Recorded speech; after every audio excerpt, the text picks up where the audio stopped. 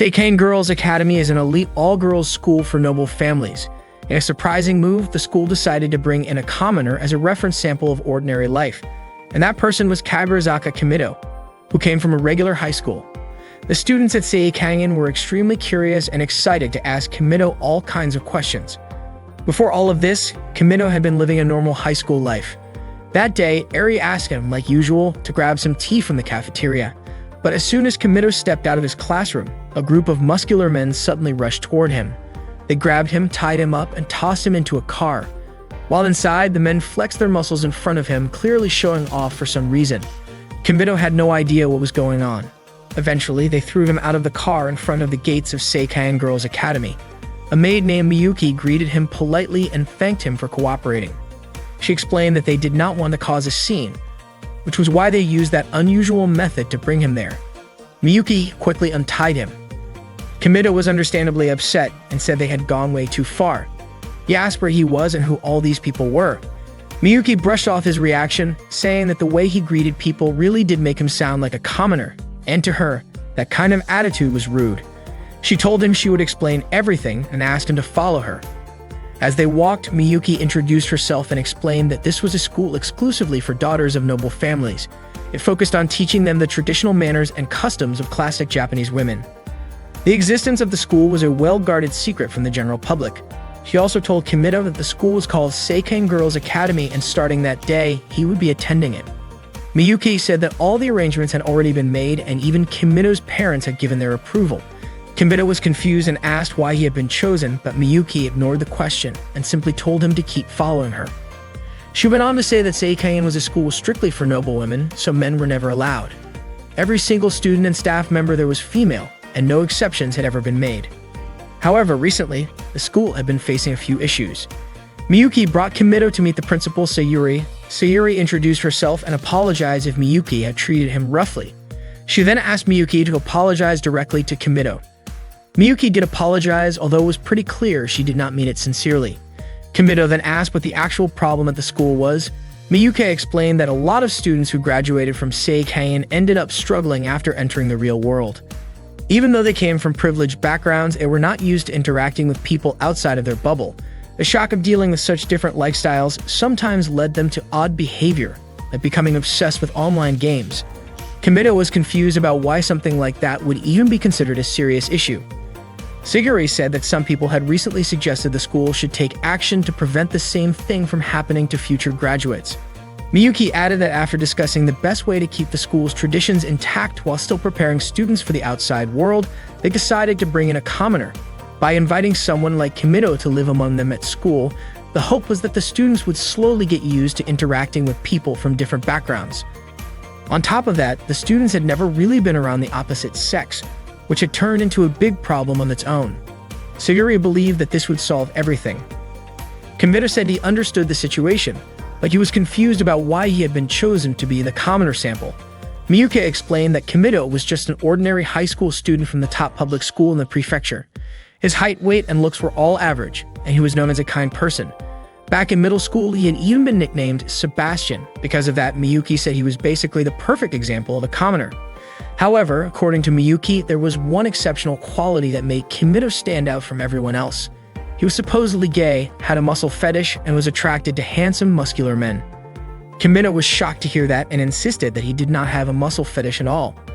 Miyuki asked if she was wrong because as far as she knew, Kimido never interacted with any girls and always spent time around other boys. That information had come from Kimido's childhood friend, Eri. Kimido explained that Miyuki had misunderstood him and that he was still straight. Sayuri commented that this could be a problem, and Miyuki even warned that it might turn into a serious issue. Kimido asked why that would be. Miyuki explained that if he really was not into muscles, and for the sake of protecting the school's secret, he would have to spend the rest of his life in a place that did not exist on any map. And if he insisted on staying at that school, he would need to be medically neutered in order to protect the purity of the female students. Hearing that, Kimido had no choice but to declare that he loved well-built muscles. Miyuki was surprised to discover that side of him, but she seemed relieved. She informed him that his class would be Class 1. Sayuri reminded him that none of the students at the school had ever interacted with any boys before, so she asked him to be careful and not do anything too extreme. Kimido then walked into his class and he was stunned to see all the students standing in formation, waiting for him. One of the girls introduced herself as the class president of Class 1. Her name was Reiko. She said that she and her classmates had been waiting for Kimido's arrival. The girls greeted him politely, and Kimido introduced himself in return. When they heard Kimido refer to himself using the word "or," they were surprised to learn that commoners talk like that. Suddenly, Kimido's phone rang. The students were confused and asked what the sound was. Miyuki stepped in to calm them down and explained that the object making that noise was called a cell phone, also known as a smartphone. None of the girls had ever seen one before. Miyuki explained that a cell phone was a small, portable telephone commonly used by commoners. The students immediately crowded around to take a closer look at Kimido's phone. They had no idea that such a thin, compact device could be used to make phone calls. Some of them even asked to hold it themselves.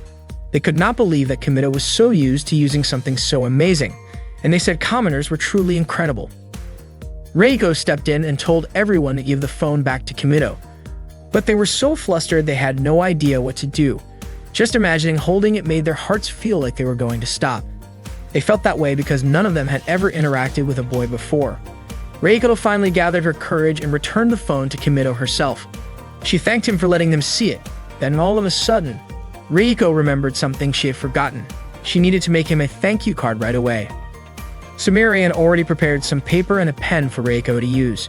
Reiko quickly wrote down a thank you card, then tied it with a ribbon, placed it inside the gift box, decorated it with flowers and another ribbon, and finally put the box in a bag before handing it to Kimido. Seeing all of that, Reiko's friends praised her for being thoughtful and always caring. Kimido thanked her and accepted the gift, but since Reiko was a little nervous, she accidentally lost her balance and fell forward. Luckily, Kimido managed to catch her in time. Reiko was so overwhelmed that she ended up fainting, which made all her friends panic. Suddenly, a girl named Aika came into the classroom and immediately pulled Kimido outside. Kimido asked her why she dragged him out. Without wasting time, Aika pushed him and tried to kiss him. She called Kimido a commoner and asked him to let her kiss him. As Aika moved her face closer to his, Kimido pushed her away and asked what she was doing. Aika explained that if she kissed a commoner, her wish would come true, so she believed she needed to kiss Kimido to make her dream a reality. Kimido told her that her wish would not come true just by doing that. Aika insisted she had heard about it from one of her upperclassmen. Kimido asked her whom she trusted more, an upperclassman who never left her room or a commoner like him. Aika let go of him and admitted that she did not really believe it either. She called Kimido a dumb commoner, but Kimido shot back that she was the one being dumb for thinking a kiss could make dreams come true. Aika responded by saying she did not actually believe it. Just messing around, Kimido joked that if she spun in a circle and barked, then her dream would come true.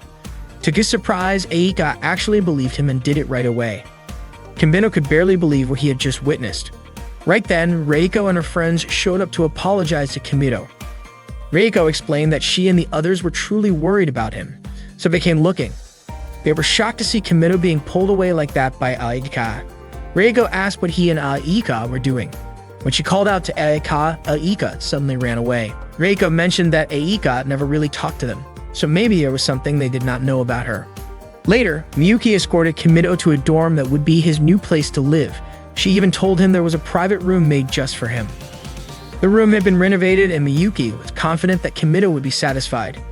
To his surprise, the room was made to look exactly like his bedroom back home. Miyuki explained that the total costs, including special shipping, renovation, and other expenses to keep everything confidential, was around 100 million yen. Kimido was shocked when he heard that. Miyuki reassured him that she believed he would feel comfortable there. Suddenly reminded of Miyuki's earlier threat about his supposed muscle fetish, Kimido tore up his collection of 5 pictures. That made Miyuki suspicious and wonder if Kimido had been lying about his muscle fetish. To keep up the act, Kimido quickly pretended to be into muscular male figures. Miyuki then told him that from now on, she would be his personal maid. At this school, every student had their own maid to take care of them, so Miyuki would be looking after him from now on. She also informed Kimido that the introduction ceremony would begin at 3 p.m. and asked him to stay in his room and rest until then. All of a sudden, Aika barged into Kimido's room and accused him of lying. She said she had done it 58 times, but her wish still had not come true. Kimido replied by reminding her that he only said to do it 3 times. Aika said that Kimido had tricked her, but Kimido told her that she was the one who did that in the first place. Besides, he did not expect her to do something so ridiculous. Aika was shocked when she saw everything inside Kimito's room since she had never seen any of it before. Kimito explained that all of those things belonged to commoners. That got Aika thinking that maybe this was the key to getting her wish granted. She asked Kimito if learning about commoners would help make her wish come true. What she really wanted was to be popular in class. She asked if there was something wrong with that wish. According to Kimito, she did not need to go through all this just to make friends. If she could act like her normal self, her wish would come true naturally. Aika said that just being normal would not help her get what she wanted. But Kimito pointed out that if she could talk to him like this, then there was nothing wrong with her. Aika admitted that she was not good at lying, so she always said whatever was on her mind. She was convinced that people would not like her for that, and she was scared of being disliked. That was why she kept her distance from her classmates. She confessed that she really wanted to be friends with them. She hated being alone. She wanted to talk to her classmates and enjoy high school life with them. Until now, she had been spending her breaks pretending to sleep and rushing home just to avoid everyone. But she admitted that she did not want to keep living like that anymore. Aika was surprised at herself for suddenly saying all of that to a commoner like Kimito. Kimito let her borrow his game console. Aika was stunned the moment she turned it on. She could not even deny it. Commoner games were amazing. She asked Kimito to teach her how to become a commoner. She wanted to learn all about commoner culture. Aika said that commoners were starting to become popular at school. At the very least, if she knew a little about commoner culture, she was sure her wish would come true. She would become popular at school. That was why she asked Kimito to teach her everything there was to know about being a commoner. That way, she could become a commoner master and everyone in class would want to hang out with her. Aika even made up her mind to start a commoner club with her and Kimito as the only members for now. She was so fired up and said that she and Kimito would do all kinds of awesome club activities together. Kimito agreed and Aika was thrilled. She kicked off her club activities with her first mission, beating the game on Kimito's console. Miyuki woke Kimito up in the morning. As soon as he opened his eyes, he was shocked to see her and asked why she had come into his room. Miyuki reminded him that she was the maid assigned to take care of him, so waking him up was part of her job. Without hesitation, she began to take off his t-shirt, which immediately startled him. Not long after, she also pulled down his pants. Kimito quickly protested, saying that was going way too far, and he could take care of it himself. Miyuki, however, insisted that it was her duty as a maid of Seiken. To her, Kimito was just a commoner, boring with a muscle fish and perverted. That moment made Kimito realize that if he did not keep acting like he was into guys, there was no way he could survive in that place. Meanwhile, Reiko had already arrived at her classroom and was greeted by her friends. Back with Kimito, Miyuki asked him to enter through the back door instead of the front, since going in through the front would definitely cause a scene among the students. As he opened the door, he accidentally bumped into Aika. She asked what he was doing there. Unexpectedly, a crowd of students had gathered in the hallway, all talking about Kimito. Miyuki pointed out a better route for him to take, and Aika decided to follow. While walking together, Kimito mentioned that he finally understood why Aika often used that entrance. Aika asked why someone as popular as Kimito would even consider using it, then started wondering whether using that door might make her popular too. Aika reminded him that the Commoner Club activities would start that day. All that time, Kimito had been feeling uncomfortable because the maids kept following him around. He said that as a commoner, he was not used to having maids. Aika was surprised and immediately jotted it down in her notebook. Kimito offered to tell her everything about how commoners live as long as she would tell him what life was like at Seiken Academy. Aika said that all the complicated stuff would be explained by Reiko, since she was the student council president. Kimito asked why Aika could not just do it instead. Aika was surprised and asked why he would choose her over Reiko. Kimito said it was because Aika did not look like a noble at all, while Reiko was so beautiful that she seemed to have a whole aura of her own. To him, Reiko felt like she was from another world, and that made him nervous, unlike how he felt around Aika. Aika immediately smacked him, called him an idiot, and told him to stay away from her. As they kept walking, Reiko suddenly showed up and said she had been looking all over for Kimito. She was really happy to see him. She also greeted Aika, but as usual, Aika stayed silent.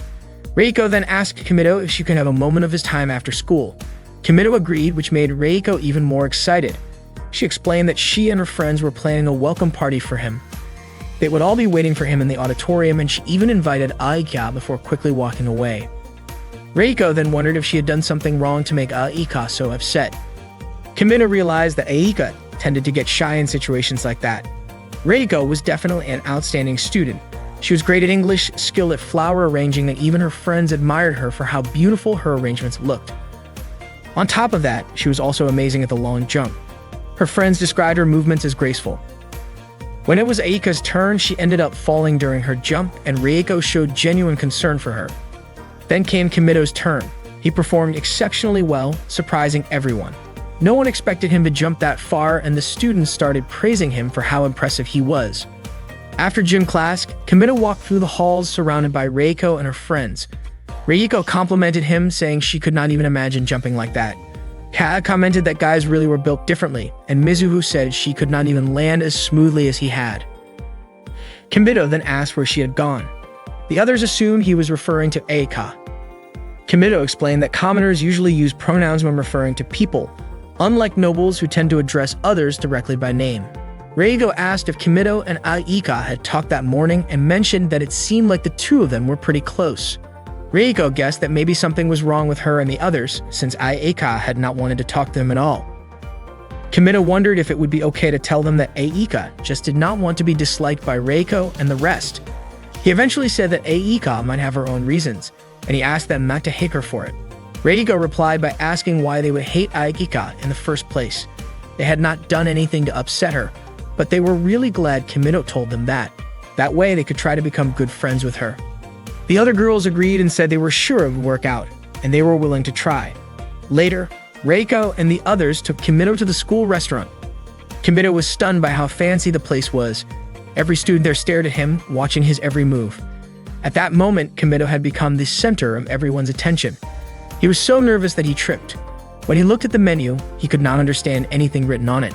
Reiko asked what he wanted to order. Kimito said he wanted Japanese food, so Reiko and the others decided to order the same thing. To everyone's surprise, what got served was instant cup noodles. Miyuki was the one who brought them out, thinking instant noodles were a staple food for commoners. Kimito told her that commoners did not eat that every day. When Miyuki asked if Kimito was refusing the food, Reiko suddenly jumped in and asked if instant cup noodles were actually food, since they smelled so different. Kimito was surprised that Reiko had no idea what they were. He asked if she at least knew what ramen was, but she just said she thought she had heard of it before.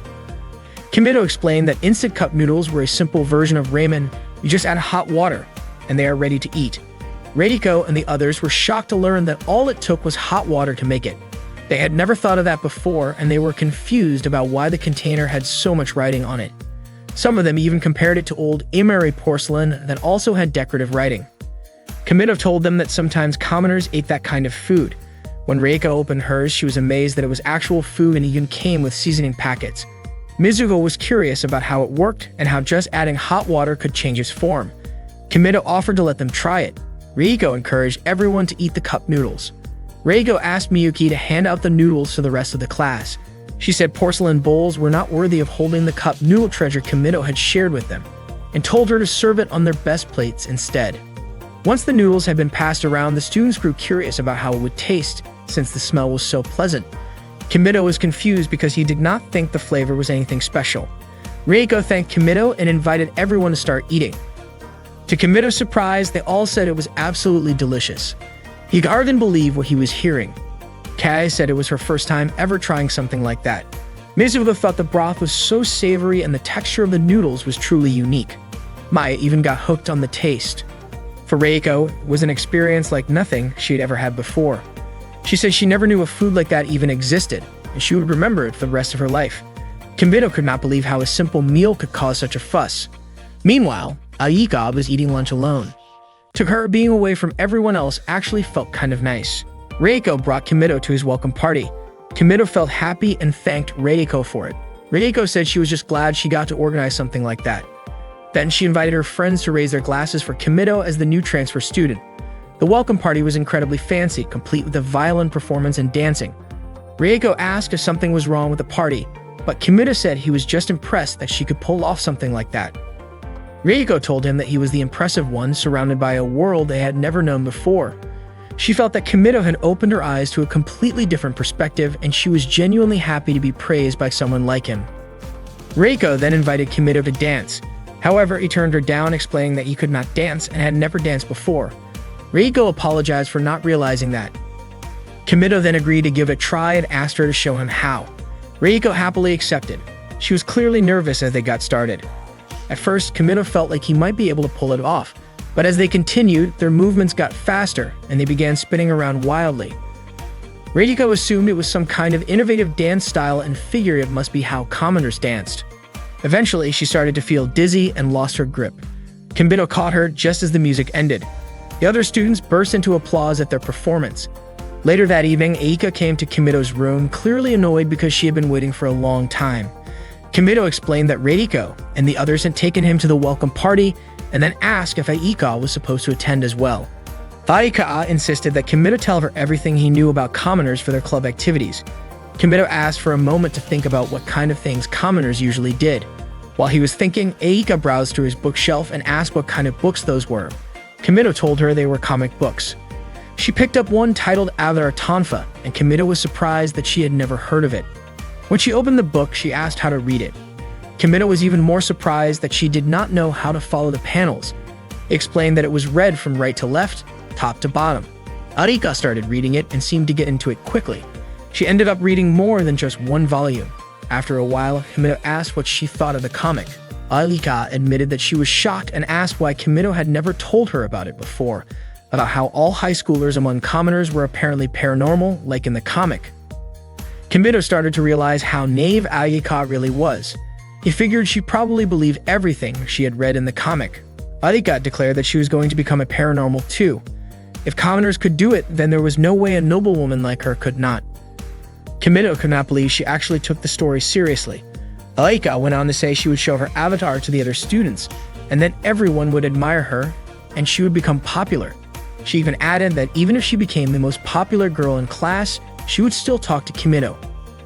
Kimito figured she might need to start practicing, though not anything straight out of a comic. He taught her a simple move for stopping time, and told her to give it a shot. Once Aika performed the move, Kimito pretended to freeze so she would think it had worked. Arika was thrilled, thinking she had actually done it. She even showed her underwear in front of Kimito, completely convinced he could not see anything. Then she decided she wanted to write Ichijinsha on his forehead, but instead she suddenly leaned in as if she was about to kiss him. Just as her face got close, Kimito spat out water and Aika immediately smacked him. Kimito played dumb and pretended not to understand why his cheek was hurting. Aika concluded that maybe there was a time limit on how long she could stop time and she needed to experiment a bit more. Out of the blue, Kimito asked what Ichijinsha even meant. Aika was shocked and asked how he knew what she was planning to write. Kimito admitted that it had all been an act and apologized.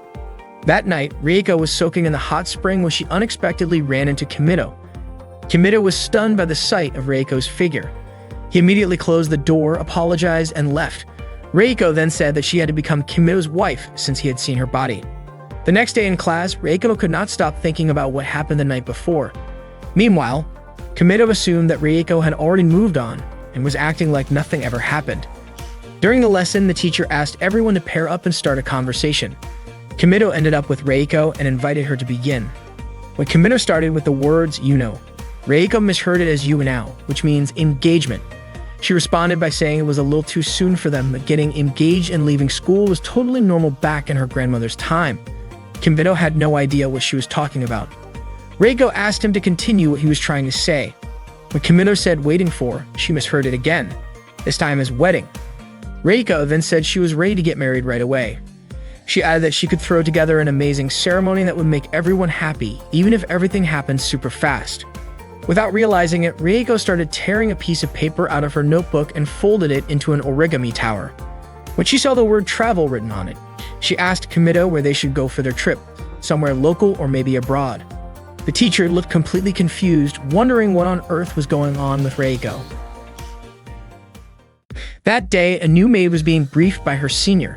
Her assignment was to take care of Hakua, and unlike the other girls, taking care of her came with some special rules. It turned out Hakua could not dress herself, and that responsibility fell completely to the maid. Even her meals were scheduled in advance for the entire week, and she would not eat anything outside of that plan. The new maid was immediately taken to meet Hakua. Meanwhile, Miyuki was waking Kimito up that morning.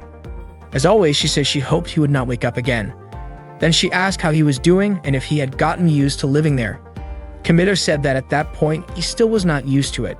Suddenly, his mother sent him a message asking how he was and mentioning a hot spring called Yahoo. Kimito had no idea what the message meant. Miyuki explained that as a thank you gift for agreeing to be the commoner sample, Kimito's house was undergoing major renovations. Their bathroom had even been turned into a hot spring. His whole family was loving it. Kimito could not believe it. To him, it felt like his family had sold him off in exchange for a fancy bath. Miyuki reminded him that what mattered most was that his family would not worry. She told him to reply to the message right away. Before he could, Miyuki grabbed his phone and typed out a reply herself. Fortunately, Kimito managed to snatch the phone back in time and deleted the strange message. He was confused why Miyuki had replied without asking him first. Later, while eating at the school cafeteria, Kimito noticed that the students around him were all staring. It did not stop there. Whether he was in class, walking through the halls, or even in the bathroom, people kept watching him. He could not find peace anywhere. During a break in the back garden, Kimito replied to his mother saying he was starting to get used to the place. Then he saw a girl drawing on the wall. Curious, he wondered if she was also a student there. Her name was Hakua. Kimito was about to give her a little scolding when, out of nowhere, Hakua took off her clothes and tossed them aside. He quickly stopped her and handed her clothes back. Just then, two students passed by nearby and Kimito panicked. Worried that they might get the wrong idea, he brought Hakua to her room as fast as he could. Once there, he told her to put her clothes back on. But Hakua suddenly asked if Kimito had been the one who undressed her. He quickly denied it and told her she had taken off her own clothes. Hakua then asked why she would even do something like that. Kimito, of course, had no answer and told her again to get dressed. That was when Hakua said she could not do it because she did not know how to dress herself. So Kimito ended up helping her get dressed. Afterward, they introduced themselves to each other. Hakua seemed unfamiliar with his name, so Kimito asked if she had attended the introduction ceremony for the commoner sample. Hakua told him that she had been locked away in her lab for the past 2 days. Suddenly, Hakua's stomach growled. She explained it was a warning signal for low blood sugar. Kimito figured that meant she was hungry. He quickly made her some instant ramen, the kind of food commoners usually ate. But he told her this was not just any ramen, it was his special recipe, cold ramen with chili oil. Hakua said she could not eat it. So Kimito took the initiative to feed her himself and encouraged her to give it a try.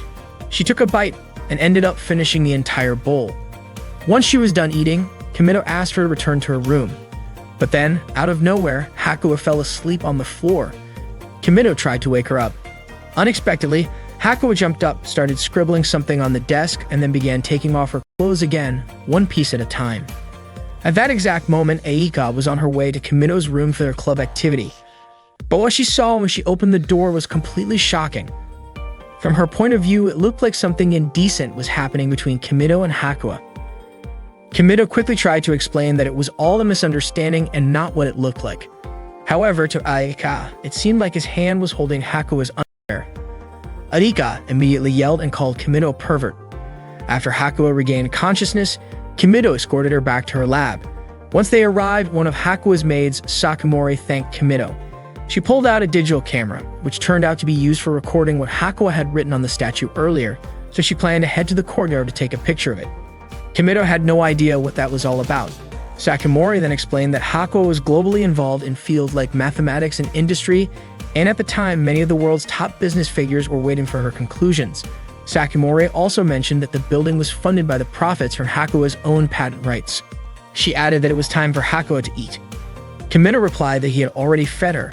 Sakamori was shocked when she heard that Kimito had taken care of Hakua's meal. Kimito asked if he had done something wrong. Sakamori said it was fine and asked what kind of food he had given her. Kimito told her that he had made instant ramen for Hakua. Sakamori looked nervous and thanked Kimito for taking care of her. When Kimito was about to leave, Hakua grabbed his hand and asked him to stay. Sakamori was so surprised by what she heard that she collapsed to the floor. Kimito gently patted Hakua's head and told her to come visit him again sometime. Hakua let go of his hand and did as he asked. After that, Kimito left. That night, Sakamori told the other maids about how shocked she was by Hakua's behavior. The Hakua they knew would not even wear underwear if left alone. She had never shown interest in anything outside of academics. Sakamori even mentioned how Hakua had held on to Kimito's arm and asked him not to leave. The other maids could hardly believe what they were hearing. Sakamori also said that Hakua had eaten before going home. A new maid asked if Hakua's meals were not supposed to follow a strict schedule, and that the Wednesday menu should have been gratin with clams. She wondered if what Kimido gave her matched that. Sakimori explained that Hakua actually ate instant ramen. The maids were surprised and questioned whether Hakua had made an exception. While they were still unsure if Hakua had feelings for Kimido, they reminded themselves that despite how she looked, she was still a 14-year-old girl. That day, there was a flower arrangement class. Kimido was not sure if he could manage it, but Reiko reassured him that everything would be fine. She even offered to help and told him not to hesitate to ask her anything. Suddenly, a girl carrying a katana approached Kimido. Her name was Karin. When a bug flew near her, she screamed and swung her sword to chase it away. The students around her misunderstood and assumed she had just called a commoner a bug. They started whispering that Karin was terrifying. Kimido tried to explain that she was not referring to him as a bug, but Karin cut him off and confirmed it. She went even further and called Kimido a pathetic insect, threatening to cut him down on the spot. She also called him a garbage pond. Kimido asked who this girl even was. Karin introduced herself and said she was going to punish him. Reiko became worried and Eika told Kimido to run. Karin slammed her katana to the floor, which caused leaves to scatter everywhere. Kimido dodged the attack. Karin struck the ground again, all while shouting that Kimido was a filthy insect and a trash pond. She then performed a sword technique that created a whirlwind effect. To everyone's shock, the katana's force ended up shredding the clothes of all the nearby students. They screamed as their clothes vanished instantly. Kimido saw what happened and assumed it was the result of that sword move. Karin, however, blamed Kimido for the indecent scene. Moments later, his own clothes were torn, causing all the students to scream in shock when they saw his body. Karin raised her sword and called Kimido a shameless man ready to stab him. Kimido dodged quickly and shouted that it might actually kill him. Since Karin refused to stop, Kimido had no choice but to stop her by force. Kimido braced himself as Karin launched her attack. Unexpectedly, his pants tore open, leaving him completely exposed right in front of Karin's face. The sight almost made Karin faint. She then asked how strong Kimido was compared to other commoners. Kimido said he might actually be the weakest of them all, which made Karin feel like the technique she had worked so hard to develop was completely wasted on someone so weak. But Kimido praised her technique, saying it was incredible, and admitted that he was not actually the weakest. Karin refused to accept that and demanded a rematch. She said she needed to cut him down to restore her honor. Just as she was about to lift her katana again, her outfit suddenly tore apart. She was confused, especially since she had not seen Kimido make a move. According to Kimido, it might have been a delayed effect of her own technique. Karin could not believe that someone who claimed to be the weakest was actually this terrifying. Kimido insisted he had not done anything at all, that it was all Karin's doing. That was when Karin realized they were on completely different levels. After that, she accepted Kimido as her master since he had defeated her. Kimido was confused and called her a wild beast. Karin warned him that if he turned out to be weaker than her, she would not hold back against him. Kimido said she was treating her own master like some kind of demon world dragon. Karin calmly said that Kimido could do anything he wanted to her. The next day, while Kimido was walking through the school hallway, the other students were gossiping about him. They could not believe he had somehow managed to make Karin serve him. They all agreed that this commoner was really something else. Aidika later visited Kimido in his room. She said his cell phone could help her plan a party that would make her more popular in class. With it, even someone like her, who normally struggled to talk to others, could reach out to everyone without a problem. She said it was time to take action. She asked Kimido why he looked so down, but Kimido said it was not how she thought. Aika then asked what he thought of her plan. Kimido admitted it was not a bad idea, but he said it might be too difficult because she would need a lot of phones, and that was not something he could handle. Aika told him that if that was the case, then he needed to figure something out. Kimido replied that there was no place nearby where they could get that kind of stuff. That was when Hakua spoke up, saying Kimido could get phones through her. She also had experience developing phones and even had plenty of samples in her lab. Aika got irritated seeing Hakua sitting on Kimido's lap like that. Kimido said Hakua simply refused to move. Aika pointed out that even though Hakua looked the way she did, she was already in middle school. Kimido could hardly believe it. Aika tried to get Hakua to sit on a cushion instead, but Hakua just grabbed onto Kimido's arm. Kimido wondered why Aika looked so annoyed, but she denied it. Suddenly, Karin burst into the room and was surprised to see how close Hakua was sitting next to Kimido. Kimido asked what Karin was doing there. Karin reminded him that, like she had said before, she belonged to him now. She would stay by his side for as long as possible. and the moment she felt ready to surpass him, she would challenge him again. Kimito said he understood her goal but begged her not to take things too far. Karen was still upset about how Kimito had ended up putting something embarrassing in front of her during their fight. Kimito insisted he had not done anything like that. Aika tried to speak up, and that was when Kimito suddenly realized Aika was still in the room. Aika could not understand why Kimito always treated her so badly. Kimito said that Aika was a sun-pure type who probably had a complicated, conflicted mindset. Aika insisted that she was not its sun-pure, and she reminded him that it was time for their club activities. She told Kimito to ask Karen and Hakuo to head back. Kimito asked what was wrong with them hanging out together and why Aika disliked it so much. Aika suddenly raised her voice, almost blurting out that Kimito had been sitting way too close to them. She then stepped out of the room and saw one of the maids carrying a large box. The maid handed it to Kimito. When Kimito opened the box, it turned out to be filled with cell phones. Hakuo had asked her maid to bring them. She explained that at the time, they could not connect to any phone lines or internet services, and she asked if she should set them up to access the internet. Kimito told her it was enough if the phones could connect to each other, and Hakuo agreed to take care of it. Kimito asked Aika to choose whichever phone she liked. Before doing so, Aika thanked Hakuo. Then Kimito asked what about Karen, but Karen said she was not interested in toys like that. Aika asked Kimito to take a picture of her using the phone. She was happy because her face looked really cute in the photo. Kimito asked if Hakuo wanted him to take a picture of her too. Hakuo said she wanted to take one together with him, and Aika also wanted to be in the photo as well. Kimito said there was no way the three of them would all fit in the frame. Aika tried adjusting their positions so they could squeeze in, but it turned out it really was not possible for all of them to fit on the phone screen. Kimito was about to ask Karen for help, but it turned out that Karen also wanted to join the photo. Kimito agreed. They all moved closer together so they could appear on the screen, but Aika started complaining because her body ended up touching Kimito. During lunch break at school, Reiko and the others invited Kimito to join them for a tea party. Reiko explained that it was not some big event, just a small gathering in her room.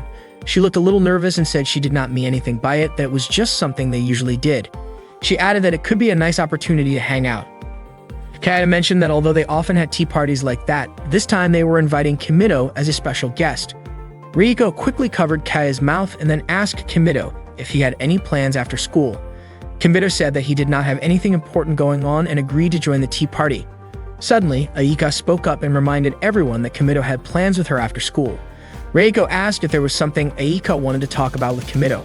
Aika seemed nervous and immediately pulled Kimito out of the classroom. She told him they had club activities later and asked if he had forgotten about it. Aika said she did not have time to just relax. Kimito was confused and asked what she meant by relaxing and said that to him her plan did not seem all that important. Aika then asked if he really wanted to go to Reiko's room that badly.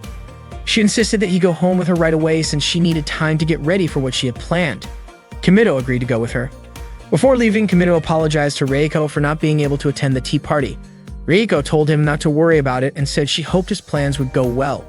Kimito thanked her and left with Aika. Later, during the tea party in Reiko's room, Maya asked why Kimito did not show up.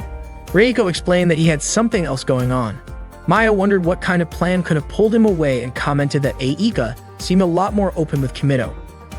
Reiko said she believed Aika had probably just asked Kimito for some advice. She figured that maybe Aika felt a bit overwhelmed being around all of them, especially since Kimito was still new to Seiken Academy. She added that Kimito was a great guy, so it made sense that Aika would want to talk to him. Kata mentioned that it seemed like Aika had been spending time in Kimito's room almost every day. She said it felt like they were getting a bit too close. A few days ago, Kata had gone to visit Kimito's room, but when she reached the door, she overheard Aika sounding really into something. That made her hesitate to go in. Lately, Aika had been hanging around Kimito's room late into the night. Meanwhile, Aika and Kimito were at their club meeting. Aika said she wanted to prepare some counter-style snacks like candy. Kimito brought up cheap snacks like yumiabo, which were easy to find at convenience stores. He mentioned that girls would usually buy those to eat in class. Aika liked the idea and decided to call it a commoner after-school snack party. Kimito agreed with the name. Aika looked happy and said it sounded like it would be a lot of fun. She hoped everyone would enjoy it. Back in Reiko's room, her friends were still talking about Kimito and Aika. Maya pointed out how close the two of them seemed in class, from the way Aika grabbed Kimito's hand to how they talked to each other. She said it felt like Aika was clearly going after Kimito behind everyone's backs and that it did not look like just a normal friendship. Kai even said that maybe the two of them were already dating. Maya got even more excited talking about it, especially since they were alone in the room together. Kai guessed they might have been kissing. At that point, Reiko suddenly raised her voice and told them to stop talking about it. Everyone was shocked by how upset she got. Reiko stood up and ran out of the room. The next day, Reiko did not come to school. Kai ended up crying. Kimito came over to check on them and asked what had actually happened. Meanwhile, Reiko was crying alone in her room. Not long after, Kimito came to see her and asked what was going on. But Reiko told him that she could not say anything. Kimito then asked if it had something to do with him. After hearing that, Reiko opened the door and said it was not like that. She then told Kimito about what happened the day before.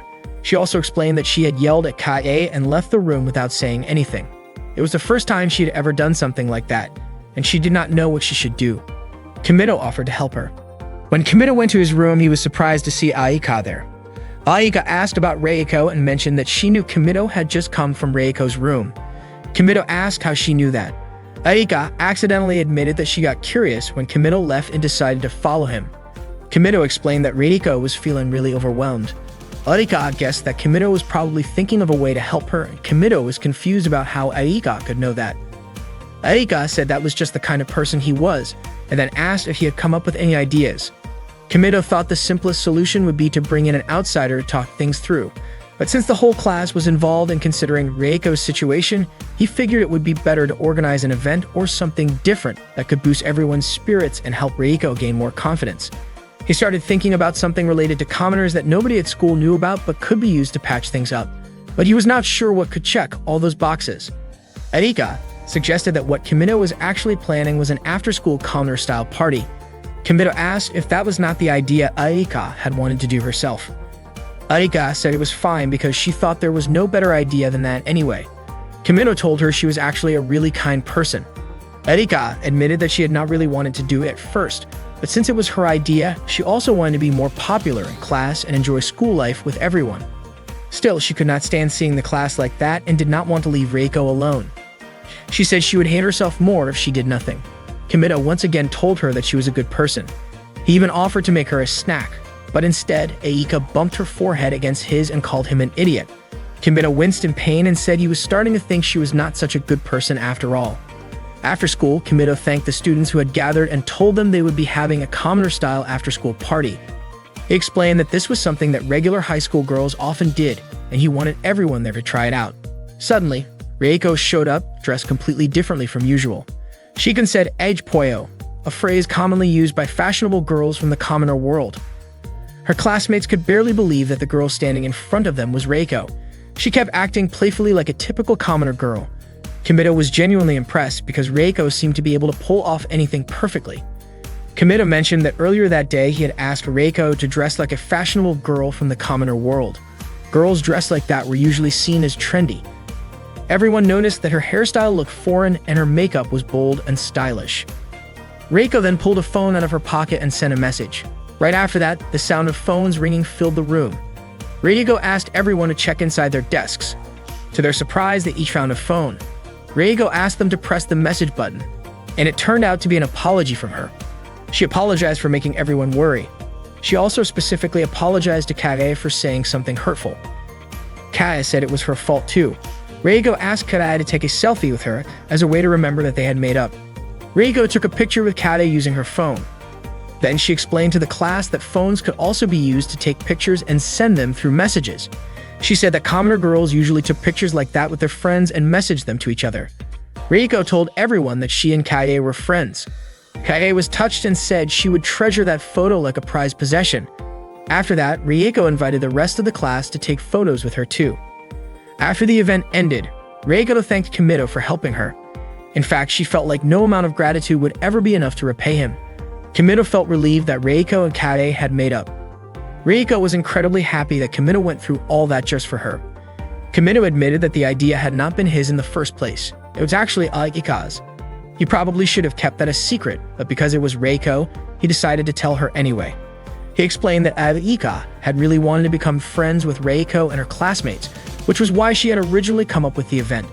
But for Reiko's sake, Aika gave the idea to her instead. Kimito said that Aika was genuinely kind, which made him feel like he had to do something in return for her.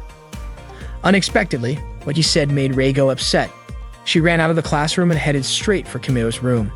Kimito quickly chased after her. When she arrived, she opened the door, and to her surprise, Aika was already in Kimito's room. Out of nowhere, Reiko said she hated Aika.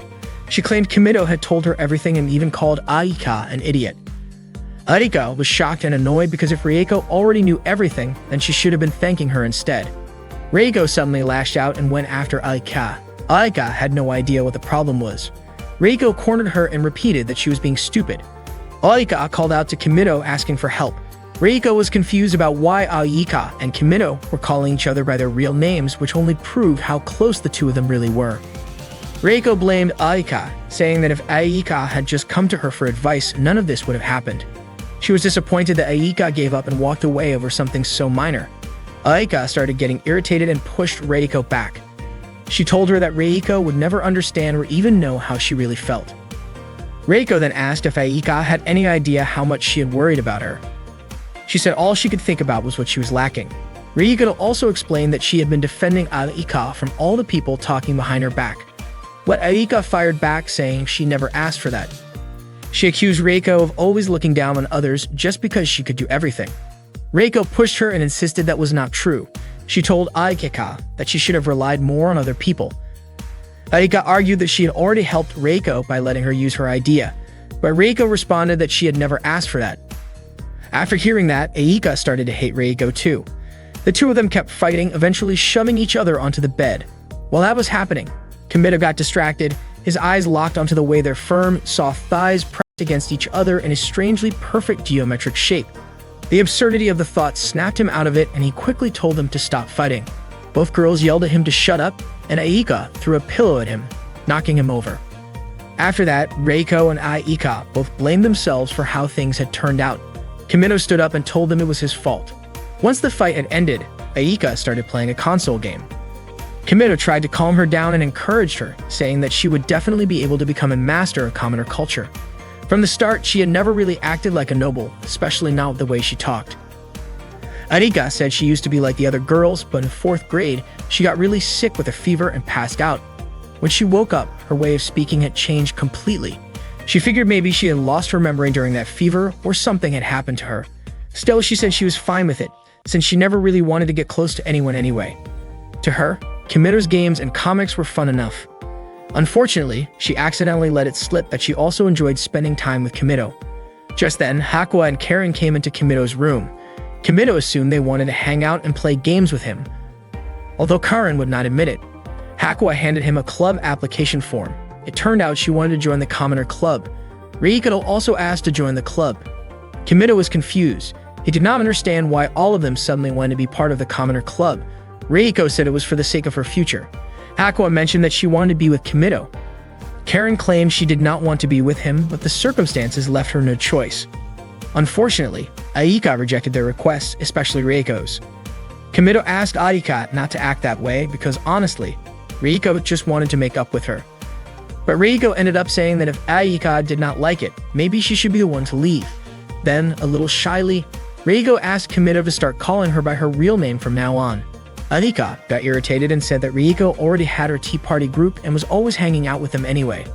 Reiko replied that she also wanted to be friends with people in her class and in the club, and she thought that was totally normal. Aika asked if Reiko hated her, but Reiko said she had never hated anyone in her life and that she actually hoped Aika could be friends with her. Aika immediately felt like throwing up after hearing that. Reiko gently told her she could leave if she wanted to, but of course Aika refused. Karen, confused, wondered when Aika and Reiko had gotten so close like that. Suddenly, a pair of underwear landed on Kimito's head. Turns out, Hakua had been writing something on the window and had started taking her clothes off. Karen was shocked and called it ridiculous. She quickly grabbed her phone to take a picture. Kimito was confused as to why Karen was taking a picture of a naked Hakua, while he also had to deal with Aika and Reiko arguing again. Kimito tried to stop them, but then Miyuki suddenly barged in and got angry when she saw the chaos in Kimito's room. She grabbed a giant pair of scissors and seemed like she was about to do something drastic to Kimito. Seeing that, Kimito quickly played a video of muscular guys and even said that he really wanted to be surrounded by their muscles. Hakua, Karen, Arika, and Reiko were all completely shocked when they heard that.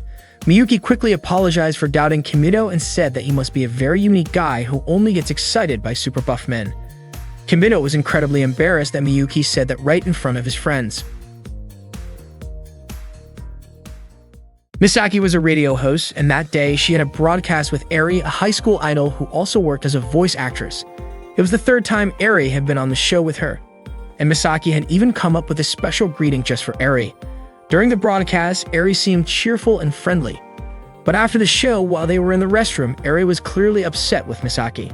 She was angry that Misaki had called her things like money-making voice or sweet cake. To Eri, those kinds of comments were rude and annoying, and she felt Misaki should have known better than to say that on air. Right then, Eri got a message from Kimito. He told her that he was doing fine, that he had made some new friends, and that she did not need to worry about him. The thing was, Eri had not been worried about Kimito at all. The next morning, Kimito woke up and suddenly found Hakuo lying next to him. She was completely naked. As Hakuo started to wake up, Kimito asked if she wanted to play with him. She nodded, so Kimito helped her get dressed. After that, Kimito wanted to cook something for her, but all he could find was potatoes. He offered her some options: steamed potatoes, fried potatoes, or potato cakes. Hakuo asked what potato cakes were, and Kimito explained that they were like rice cakes, but made from mashed potatoes. He said he would shape the mashed potatoes into patties and fry them in a pan, and that they tasted pretty good. Hakuo seemed interested, and Kimito asked if she was okay with eating his cooking, since she usually followed a strict eating schedule. Hakuo told him that as long as he was the one cooking, she would eat it. Kimito said he would make something tasty for her. While he was preparing the mashed potatoes, Hakuo asked if there was anything she could help with. Kimito asked her to roll the potato mixture into little balls and reminded her to wash her hands first. After she did, he helped her put on an apron. He told her she looked cute in it, and Hakuo smiled at the compliment. As they worked, Hakuo compared her potato balls to Kimito's.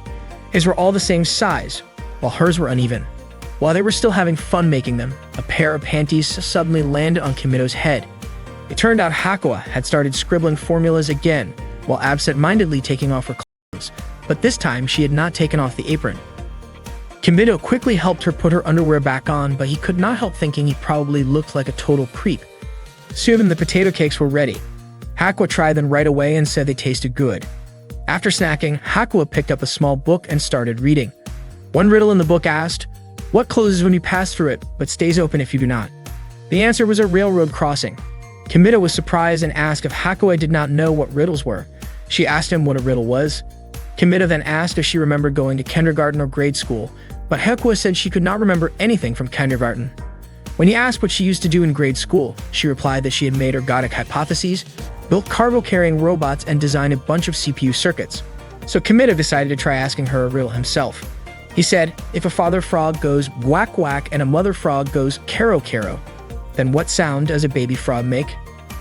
Hakuo answered seriously, saying that each species makes a different sound and that there are 124 frog species. Kimito was a little stunned by her reply. The actual answer was that baby frogs are tadpoles and do not make any sound at all. When she heard that, Hakuo was surprised. Kimito laughed and said she was not very good at riddles. Hakuo asked him to give her another one. Kimito said, when a car goes around a corner, something always drops. Hakuo answered gasoline, but Kimito pointed out that gasoline does not exactly get dropped. Then she guessed spare parts, which Kimito thought sounded kind of scary. Next, she guessed a person, which he said was even more disturbing. He was about to give her the real answer, but Hakuo said she wanted to think a bit longer. After a while, she answered tire molecules. Kimito replied that if that were the case, then cars would drop those even on a straight road. The correct answer was speed. He laughed again and teased her about not getting the answer. Hakuo wanted to try one more, but unfortunately, Kimito had run out of ideas. Not long after, Sakimura came to pick up Hakuo, but Hakuo said she wanted to stay with Kimito a little longer. Kimito told her they could hang out again tomorrow, and Hakuo agreed. He walked her back to her room, and just before she went in, Kimito noticed a boy doll lying on her bed. Hakuo looked embarrassed and quickly stepped inside and shut the door. At that time, Reiko was hanging out in her room with Aina and Karen. They were chatting about how close Kimito and Hakuo had gotten, and Reiko asked Aika what she thought about it. According to Aika, it had clearly gone too far. At first, she had not really paid it much attention, but lately things had been out of hand. Whenever she tried to have a quick word with Kimito, Hakuo would suddenly get even more flirtatious with him, which completely distracted Kimito. Then, when they played games together, even though Hakuo was already clinging to Kimino, she still acted like he was ignoring her. And when she started undressing, it really made Aika uncomfortable. Karen said it had reached a point where they could not ignore it anymore. Reiko mentioned that while they were having cake, Hakuo had eaten directly from Kimito's hand. Reiko thought that was completely unfair, and just watching it made her feel uneasy. Both Arika and Reiko were clearly annoyed by how Hakuo was acting around Kimito. Karen even admitted that she was jealous and felt like she wanted to take drastic action, but Reiko reminded her not to go overboard.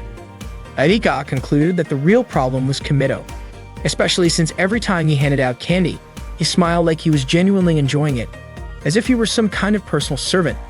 Reiko even wondered if she should take her clothes off too. Karen said they needed to free Hakuo from Kimito's hands, because if they let things go on like this, Kimito would probably make Hakuo do all kinds of things, and that would be completely unacceptable. Arika agreed, saying it was obviously something they needed to stop. Reiko agreed too and said the first step was to talk to Hakuo directly. Reiko, Arika, and Karen waited for Hakuo in Kimito's room, knowing that she usually showed up at the same time every day. And just as expected, Hakuo showed up not long after and opened the door. She looked around the room trying to find Kimito. Reiko told her that Kimito was busy with something and would not be coming home that day. Hearing that, Hakuo immediately turned to leave, but Karen quickly stopped her. Erika pointed out that there was nothing wrong with hanging out once in a while without Kimito. Reiko added that spending time with just the girls could be fun too, and she said she wanted to spend time with Hakuo as well. Then Reiko gently pulled Hakuo over to sit with them. Hakuo stayed quiet and kept reading her book, and the room fell silent. Trying to lighten the mood, Reiko invited everyone to have some tea together. She served tea and brought out some cakes to share, but Hakuo kept her eyes on her book and stayed silent. Reiko then offered Hakuo some of the cakes she had prepared, but Hakuo did not respond at all. Reiko asked Aika and Karen why they thought Hakuo would not eat them even though she had prepared them just like usual. Aika guessed maybe Hakuo just was not hungry, but Karen said that was not the issue. She explained that Hakuo would only eat if someone fed her by hand. Otherwise, she would refuse. Karen even tried feeding Hakuo herself, but surprisingly, Hakuo still refused even though she usually accepted food that way. With no other option, Karen decided to go all out and pretend to be Kimito. She announced that she was Kimito, someone who liked muscular guys and girls who looked like they were still in grade school. Then she tried feeding the cake to Hakuo again, but even then, Hakuo would not eat it. Karen had no idea why it was not working this time. There was food lined up right in front of Hakuo, but she had no interest in any of it. Reiko was at a loss for what to do, so she called her maid, Sumire, and asked her to bring food that matched Hakuo's usual eating schedule. A little later, Reiko served tuna sushi rolls, and right away, Hakuo started eating. Arika finally understood Hakuo would only eat food that was planned and scheduled. Just as they were about to start talking to her, Hakuo suddenly began writing out a formula and looked like she was about to take off her underwear. Reiko and Aika immediately stepped in to stop her. Karen said it was completely ridiculous, but she had to admit she was kind of enjoying the chaos. After that, Hakuo fell asleep. Reiko could not believe that Kimito went through all of that every single day. According to Ayaka, Hakuo was easier to manage whenever she was with Kimito. Reiko then asked if that meant Hakuo had closed herself off to the rest of them. Not long after, Sakimori showed up to pick up Hakuo. Reiko gently woke her up, and once she was awake, Sakimori invited her to return to her room. Hakuo noticed that Kimito was not there and said there were only friends in the room. Hearing that, Aika smiled.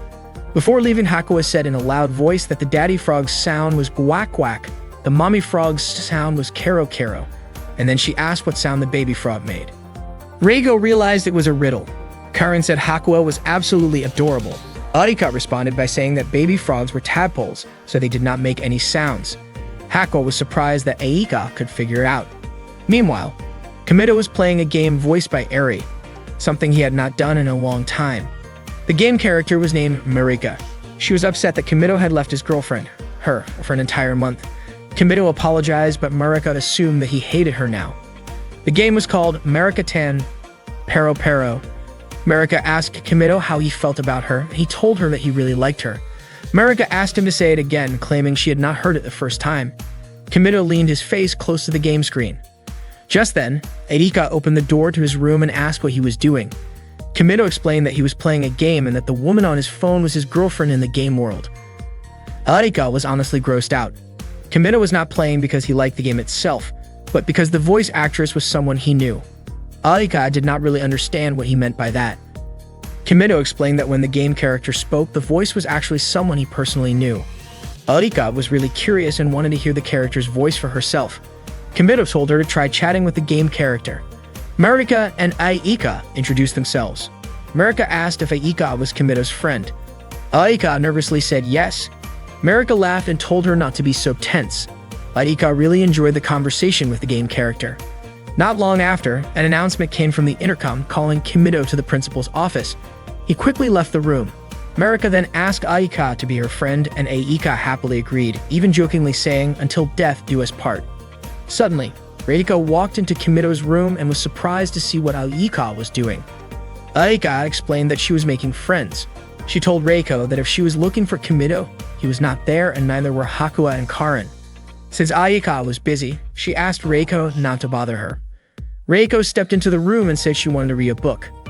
Aika found it odd because Reiko usually did not like being alone with her. Out of the blue, Reiko asked why there were always women on the covers of Kimido's books. Aika guessed maybe it was because the female character was the protagonist. Reiko found it strange considering the books were meant for male readers, but every volume had a woman on the cover. Aika said she had no idea and suggested that Reiko go back to her own room to read. Reiko then asked why Aika was reading in Kimido's room and why she was still lying on his bed, since reading while lying down was a bad habit. Aika got annoyed and said Reiko was being way too picky. Then she moved to sit on the floor. Reiko quickly pointed out that Aika's underwear was visible, which made Aika immediately cover herself and call Reiko a pervert. Reiko told her she was the one being inappropriate, acting too relaxed just because Kimido was not around. Aika got annoyed because Reiko was being too noisy, so she went back to her room. Reiko, on purpose, mentioned that when Kimido returned, it would be just the two of them. Hearing that, Aika changed her mind about going back to her room and instead grabbed a book from the shelf. Reiko asked what book Aika had picked up, but Aika told her to stay away. It turned out the book Aika grabbed had a cover featuring a woman. Reiko was surprised since most of Kimido's books were like that. Aika guessed that maybe Kimido was kind of pervy. Reiko immediately scolded her, saying that to her, Kimido was a real gentleman. Aika replied that maybe he was a real gentleman and a pervy one. Reiko did not argue. She believed Kimido was definitely into girls. At the time, Reiko was reading a comic and she really liked one of the characters. She felt the way the character talked and behaved was kind of unusual, but when it came to solving problems, she gave it her all and cared more about others than herself. Aika, on the other hand, preferred the main character. Reiko did not think the character was anything special, which Aika disagreed with. She thought the character was kind and well-liked by everyone. Aika opened Kimido's fridge looking for snacks, and she and Reiko found a bottle of some drink they could not identify.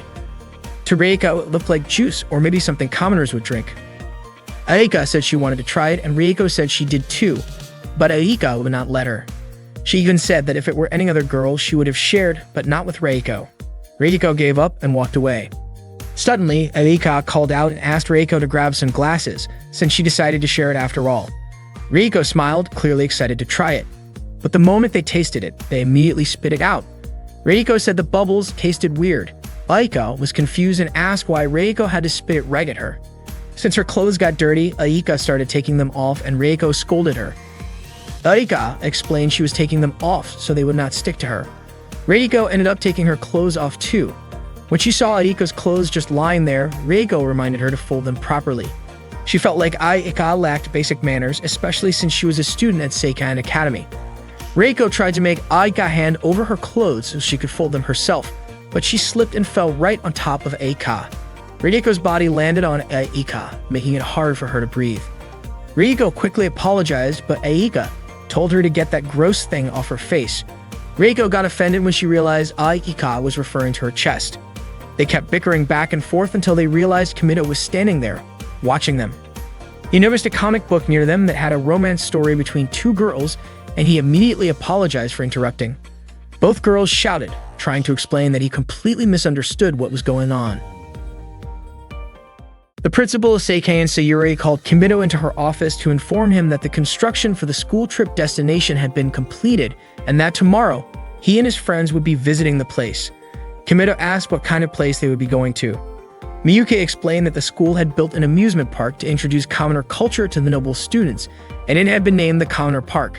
Sayuri wanted Kimito to help the students at the Commoner Park because, according to her, ever since Kimito arrived at Seikaen, the atmosphere at school had become much livelier. Reports even stated that there had been no negative impacts on the students despite their initial concerns. Sayuri also admitted that having a male student around had made the girls more spirited. Kimito was surprised to hear this. Miyuki mentioned that although Sayuri called Kimito a man, in reality he was just a pervert who loved muscular men. Kimito immediately protested being labeled that way. Miyuki asked if she had said anything wrong and added that she would even cast Kimito right then and there for the girls' safety. Hearing that, Kimito quickly declared that his dream was to become a muscular man covered in oil. Sayuri asked Kimito to share his experiences about commoner life and to serve as a full example for the students. She said that the reason Kimito was born was for this brief moment, which made Kimito wonder just how cheap his life was. The next day, the female high school students of Seikaen set out on their trip to the Commoner Park. While still on the bus, Reiko confessed that she was curious about what the Commoner Park would be like and that she could not wait to get there. Kai asked Reiko if they had arrived, and Maya urged Reiko to get off the bus quickly. Kimito told Aika that the school trip was the time for the Commoner Club he had established to shine, meaning it was Aika's stage. Kimito believed that if Aika performed the way she had practiced, she would be just fine, and he kept cheering her on. The students then entered the Commoner Park. Before entering, they were briefed that the park had been built so they could experience the life of commoners, and they were encouraged to enjoy it fully. A large lift carried them down into the Commoner Park. Kimito was confused because the students did not seem to feel anything special when passing through the gate. He wondered what exactly they found so impressive. Inside the park, they were shown a model of a town near a train station. All the students were thrilled, and Mizuho nearly fainted from excitement upon seeing the Commoner Park. It turned out that it was the first time the students had ever seen traffic lights and crosswalks. They immediately tried to cross the street themselves, and soon after, all the students scattered around to explore the park. Kimito asked Aika if she was having fun visiting the park, and Aika nodded. Suddenly, a pile of tissues fell on Kimito. Miyuki explained that it was a tissue distribution, a common practice near train stations. She also mentioned that the tissues were soft and included moisturizer to prevent skin irritation, so no matter how many tissues they used, their skin would not be harmed. Miyuki then introduced them to one of the most iconic attractions for commoners, a restaurant. As soon as they arrived, the restaurant staff welcomed them. Miyuki instructed them to place their orders at the counter, where the menu was displayed for them to choose from. They had to tell the staff what they wanted to order. Reigo asked if they could sit down right after ordering. Miyuki explained that they needed to wait for their food there, which shocked the students because it meant they had to keep standing. Maya wondered how many minutes they would have to stand, and Kaya commented that even just eating seemed like a hassle for commoners. To make it even more surprising, Miyuki explained that at commoner restaurants, they had to carry their own food to the table, and this practice was called self-service. The students were amazed, and Reiko said it would be a tough lesson for them. Maya started to realize just how spoiled she had been. All the students agreed that commoners were really impressive. Reiko even said she was willing to wait an hour or two, and Maya agreed as well. However, Miyuki pointed out that they would not need to wait that long because the restaurant was a fast food place famous for its quick service. Their orders would be ready in just 1 or 2 minutes. They were all shocked to hear that. They could not even imagine how it was possible to serve food that quickly, and they started to wonder what kind of creatures commoners actually were. Miyuki then told them to go ahead and place their orders. Kimito reminded Aika that it was time for her to do it since he had already taught her how to order earlier. She just needed to ask for a teriyaki burger set and a cola zero. Kimito encouraged Aika to actually try it out, asking her to step up to the counter and place her order.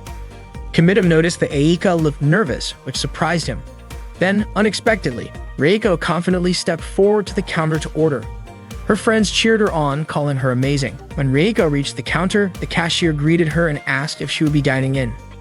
Reiko replied that she would not be eating in, but at a table. Miyuki quickly explained that the cashier meant whether she wanted to eat at the restaurant or take the food to go. Reiko started thinking that if it was packed to go, it would be like a snack for tea time. The cashier then showed her the menu. Kimito guessed that Reiko probably did not understand it, since even he sometimes got confused about what to order. Reiko stood there silently, looking a little lost. Seeing that, Kimito told Aika it was her chance to step in, but Aika stayed frozen. So Kimito walked up to the counter himself and mentioned that the most popular item was the teriyaki burger set. He also said there was something called Dika Max, but the portion seemed way too large for one person to finish alone. Reiko decided to order the teriyaki burger set.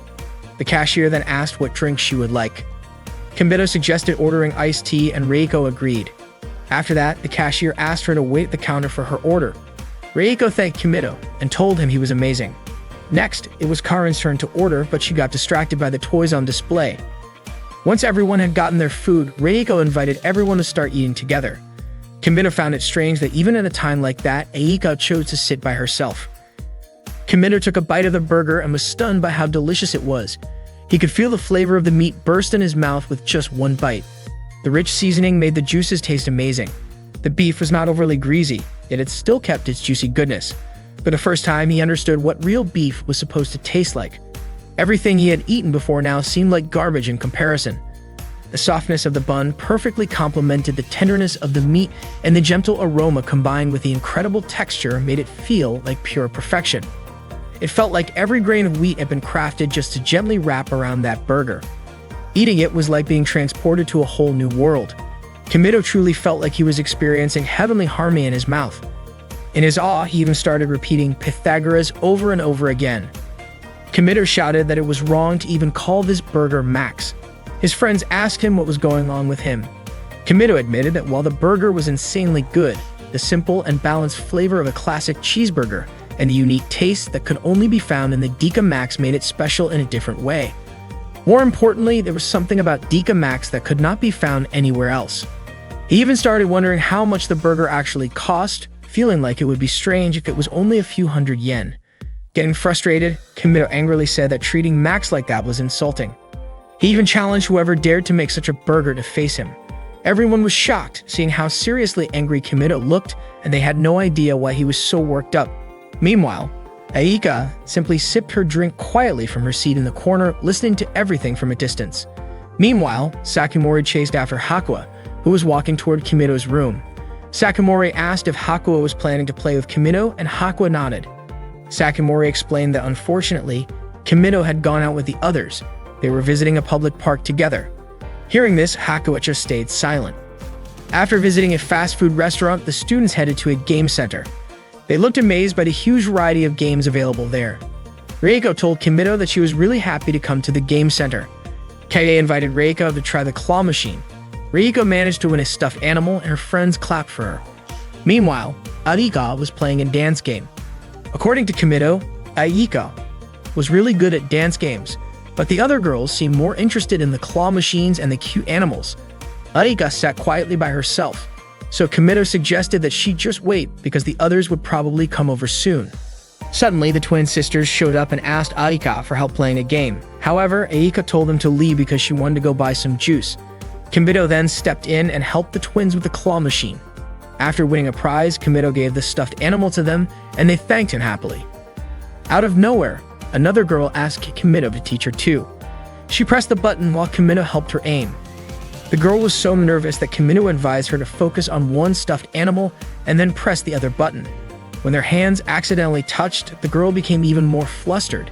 Kimito gently encouraged her to move slowly and keep her eyes on the prize. After she successfully got a stuffed animal, she thanked Kimito warmly. To his surprise, more students lined up because they also wanted to be taught by Kimito. Even Reiko, who had already played in one earlier, asked for his help. Kimito and the others then moved to the dance game area. He looked around, wondering where Aika had gone since she had been there earlier. Kaya asked what the game in front of them was called. Kimito explained that it was a game where players had to dance along with the music. He asked if they wanted to give it a try and decided to demonstrate how it worked. Kimito danced according to the moves shown on the screen, impressing everyone with how well he could play. Kimito mentioned that the game could be played with two people. Two students tried playing together, but they struggled and even ended up bumping into each other. Suddenly, Arika appeared and immediately jumped into dance. She told them they needed to focus on the instructions shown on the screen. Arika danced while giving live instructions, helping her partner follow along easily. Arika and her partner managed to clear the game perfectly, earning admiration from everyone else. Aika got so excited that she did not even realize she had started chatting with her partner, something she normally tried to avoid. The others were so impressed that they started asking Aika to teach them too. Seeing their enthusiasm, Aika felt truly happy, thinking that her dream of becoming popular might finally come true. After they had their fill of games, they went to Starbucks to enjoy some coffee. Meanwhile, Karen was happily playing with a dog nearby. Aika smoothly recited a complicated drink order: grande hazelnut vanilla almond caramel extra whip caramel sauce rumba chip chocolate cream foamsino, without missing a beat. Her friends were amazed and praised Aika, saying she was incredible. They even started relying on her because she looked so confident. Aika was absolutely thrilled to hear their compliments. The group joked about how commoners needed to cast complicated spells just to order coffee. They were not even sure if they could manage it themselves. Aika explained that the order she said earlier was an advanced one and reassured them that they could start with something simpler, like a hot or iced latte. Seeing how close Aika and the others were becoming, Rieko grew noticeably gloomy. Even when Aika came over to join them, Rieko still seemed down. At one point, the group asked Aika what the small hole on the coffee cup lid was for. They wondered if it was meant for drinking. Aika was not sure either, but she wanted to show them how to drink through it. Unfortunately, Himina did not manage to stop her in time. Aika burned her mouth on the hot coffee, making her cry out in pain. Rieko immediately worried about her, but Aika quickly insisted that she was fine, even though she had clearly been hurt. While her friends were enjoying their coffee, Karen kept chasing after a dog. Out of nowhere, Kimido asked if they ever used their phones. Since they met each other every day, they hardly ever used them. Kimido then asked if they rarely sent messages to each other. They explained that they liked to keep it a secret from their other friends, so they usually only did it right before going to bed. Curious, Kimido asked about Aika. Aika said that she never did that, mostly because she had never been friends with anyone in her class before. Hearing that, the two girls offered to exchange emails with her. Aika looked a little confused, but Kimido encouraged her to accept them as her friends. Aika looked really happy and friendly. After that, everyone started competing to exchange emails with her. Seeing Aika smile so brightly made Kimido feel happy too, though Reiko looked a little down. Meanwhile, Hakuo was completely absorbed in playing with dolls, and Sakamori asked what she was up to. Aika started making a lot of friends after she opened up during the dance game. Back then, the students were still in the commoner's garden and they visited a fashion center. Aika explained to them that the tears in the jeans were not because they were damaged, but because that was the design. That was what people called fashion. Her friends praised her for knowing so much about the world outside. Aika was even excited when they asked for questions about the clothing styles at the fashion center. Kimido figured that with things going this well, there should not be any problems. That was when he noticed Karen holding a t-shirt with the star graphic. It looked like she really wanted to wear it. She stood in front of the mirror, holding the shirt close to her body. When she put it back on the shelf, she looked a little confused because the fold was different from the rest. Kimido told her to leave it alone since a store clerk would take care of it anyway. Suddenly, Karen told Kimido not to get the wrong idea. She said she was not interested in items like that and just happened to pass by. She insisted it was not her style and that she usually never went near something that's silly. Kimido encouraged her to give it a try and asked if she actually liked the shirt. Karen got irritated and pulled out her katana. Kimido reminded her that he had already defeated her before without even lifting a finger, and if he really meant it, he could easily make her disappear from this world. Karen started trembling in fear, and Kimido decided to have her try on the shirt. Just as he was about to give the command, Karen suddenly started taking her clothes off. She told Kimido he could do whatever he wanted with her until he was satisfied. Kimido quickly told her to just put on the shirt. Karen was thrilled as she walked into the fitting room. Not long after, she said it was pointless because she looked ridiculous in it. Kimido told her it was cute, so it should be fine. Karen said she did not want to be seen wearing something like that, which only made Kimido more curious. He asked her to open the curtain. When Karen pulled the curtain aside, Kimido said the outfit looked great on her, but then he realized how much of her thighs were showing, probably because the hot pants were too small. Kimido had known from the start that Karen had a curvy figure, and he liked that about her. But the tiny hot pants made her curves stand out even more. Her pale skin looked so soft that it reminded him of pudding or maybe even something like pork belly, but he immediately thought comparing her to that would be too disrespectful. He admitted that Karen was the very ideal thigh enthusiasts dreamed of with the most stunning beauty. He even found himself saying King Arthur over and over again. Karen said she was ready to be laughed at because she knew it was embarrassing, especially since her legs were so thick. Kimido told her legs were not thick at all, but actually perfect and amazing. He asked her not to blame herself too much because even if the whole world was against her, he would still like her just the same. Hearing that made Karen emotional. Kimido asked her to keep wearing the outfit and to show it to him because he wanted her to wear it everywhere, all the time. Out of nowhere, Karin hit him on the head and shouted that he had to take responsibility for what he had said. Then she quickly ran away. Later that night, Aika was in a good mood because she got messages from several friends on her phone. Reiko, who was with her, said that messaging each other like that sounded fun. Aika apologized for troubling Reiko since they were sharing a room, but Reiko did not seem to mind. Aika said that at first, they used to hate each other, and now they were sharing a room. Aika added that they were still enemies, and Reiko agreed, saying she really hated Aika. Aika was confused about why Reiko looked so upset, but Reiko told her she was not mad at her. Aika brought up the email she had sent to everyone and asked Reiko to take a look at it. Reiko wondered why Aika did not just ask Kimito for help instead. But no matter what, Aika really wanted Reiko to read it because the email was important. It explained why she had been avoiding everyone all this time. Reiko asked why Aika was asking her specifically. It turned out that it was because Reiko was the most popular girl in class. Even if she could be a bit annoying, that was just the truth. Aika said Reiko seemed to really understand how people felt and always knew what to do. The way Reiko spoke and helped others was something Aika admired, which was why she wanted Reiko's opinion. Maybe Reiko hated her, but Aika felt like she had no one else she could rely on, so she sincerely asked for her help. Hearing all that, Reiko finally agreed, and Aika was clearly happy about it. When Reiko read the message, she said it was way too long. From start to finish, she felt like it never got to the point. The apology at the beginning dragged on, and if Kimito read it, you would probably find it too heavy. Reiko told her to come up with something simpler and pointed out the parts that should be cut out. After Aika shortened the message, she showed it to Reiko again. The message now explained that the reason she had been avoiding everyone until then was because she always spoke her mind, and one time it ended up hurting a friend. Ever since, she had kept her distance from people because she was afraid it would happen again. But the truth was, she really wanted to be friends with everyone. She also apologized for how she had been acting and said that from now on, she wanted to get along with everyone. Aika asked Reiko if the message was good enough now, but Reiko still thought it was a bit too long.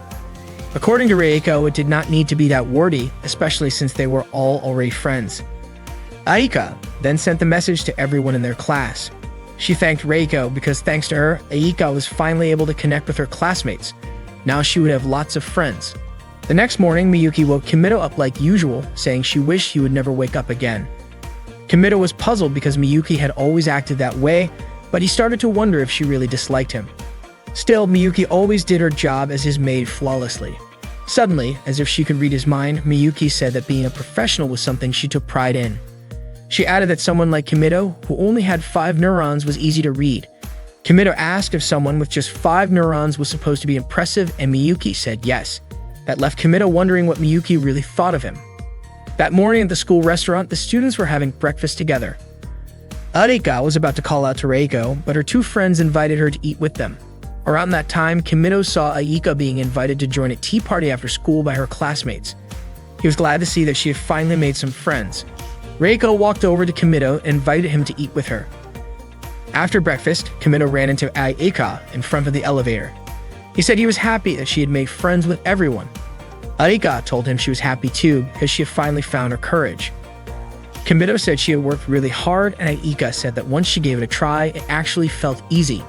Kimito told her not to get too full of herself, but Aika said it was all thanks to him and thanked him. Kimito replied that the Commoner Club was now officially over. It was clear now that the club's true purpose had been to help Aika become more popular. From that day on, she would be joining her classmates for tea after school and joining a normal club. In other words, she had finally come out of her shell. At that moment, the elevator opened and they went their separate ways. At that moment, Kimito was enjoying a relaxing soak in the hot spring by himself. He felt pure bliss since it had been a while since he had taken a bath like that.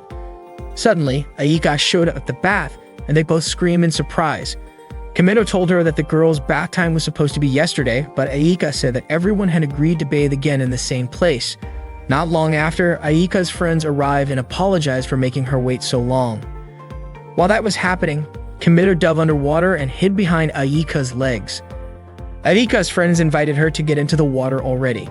Kimito tried to hold his breath, but when he could not take it anymore, he came up for air.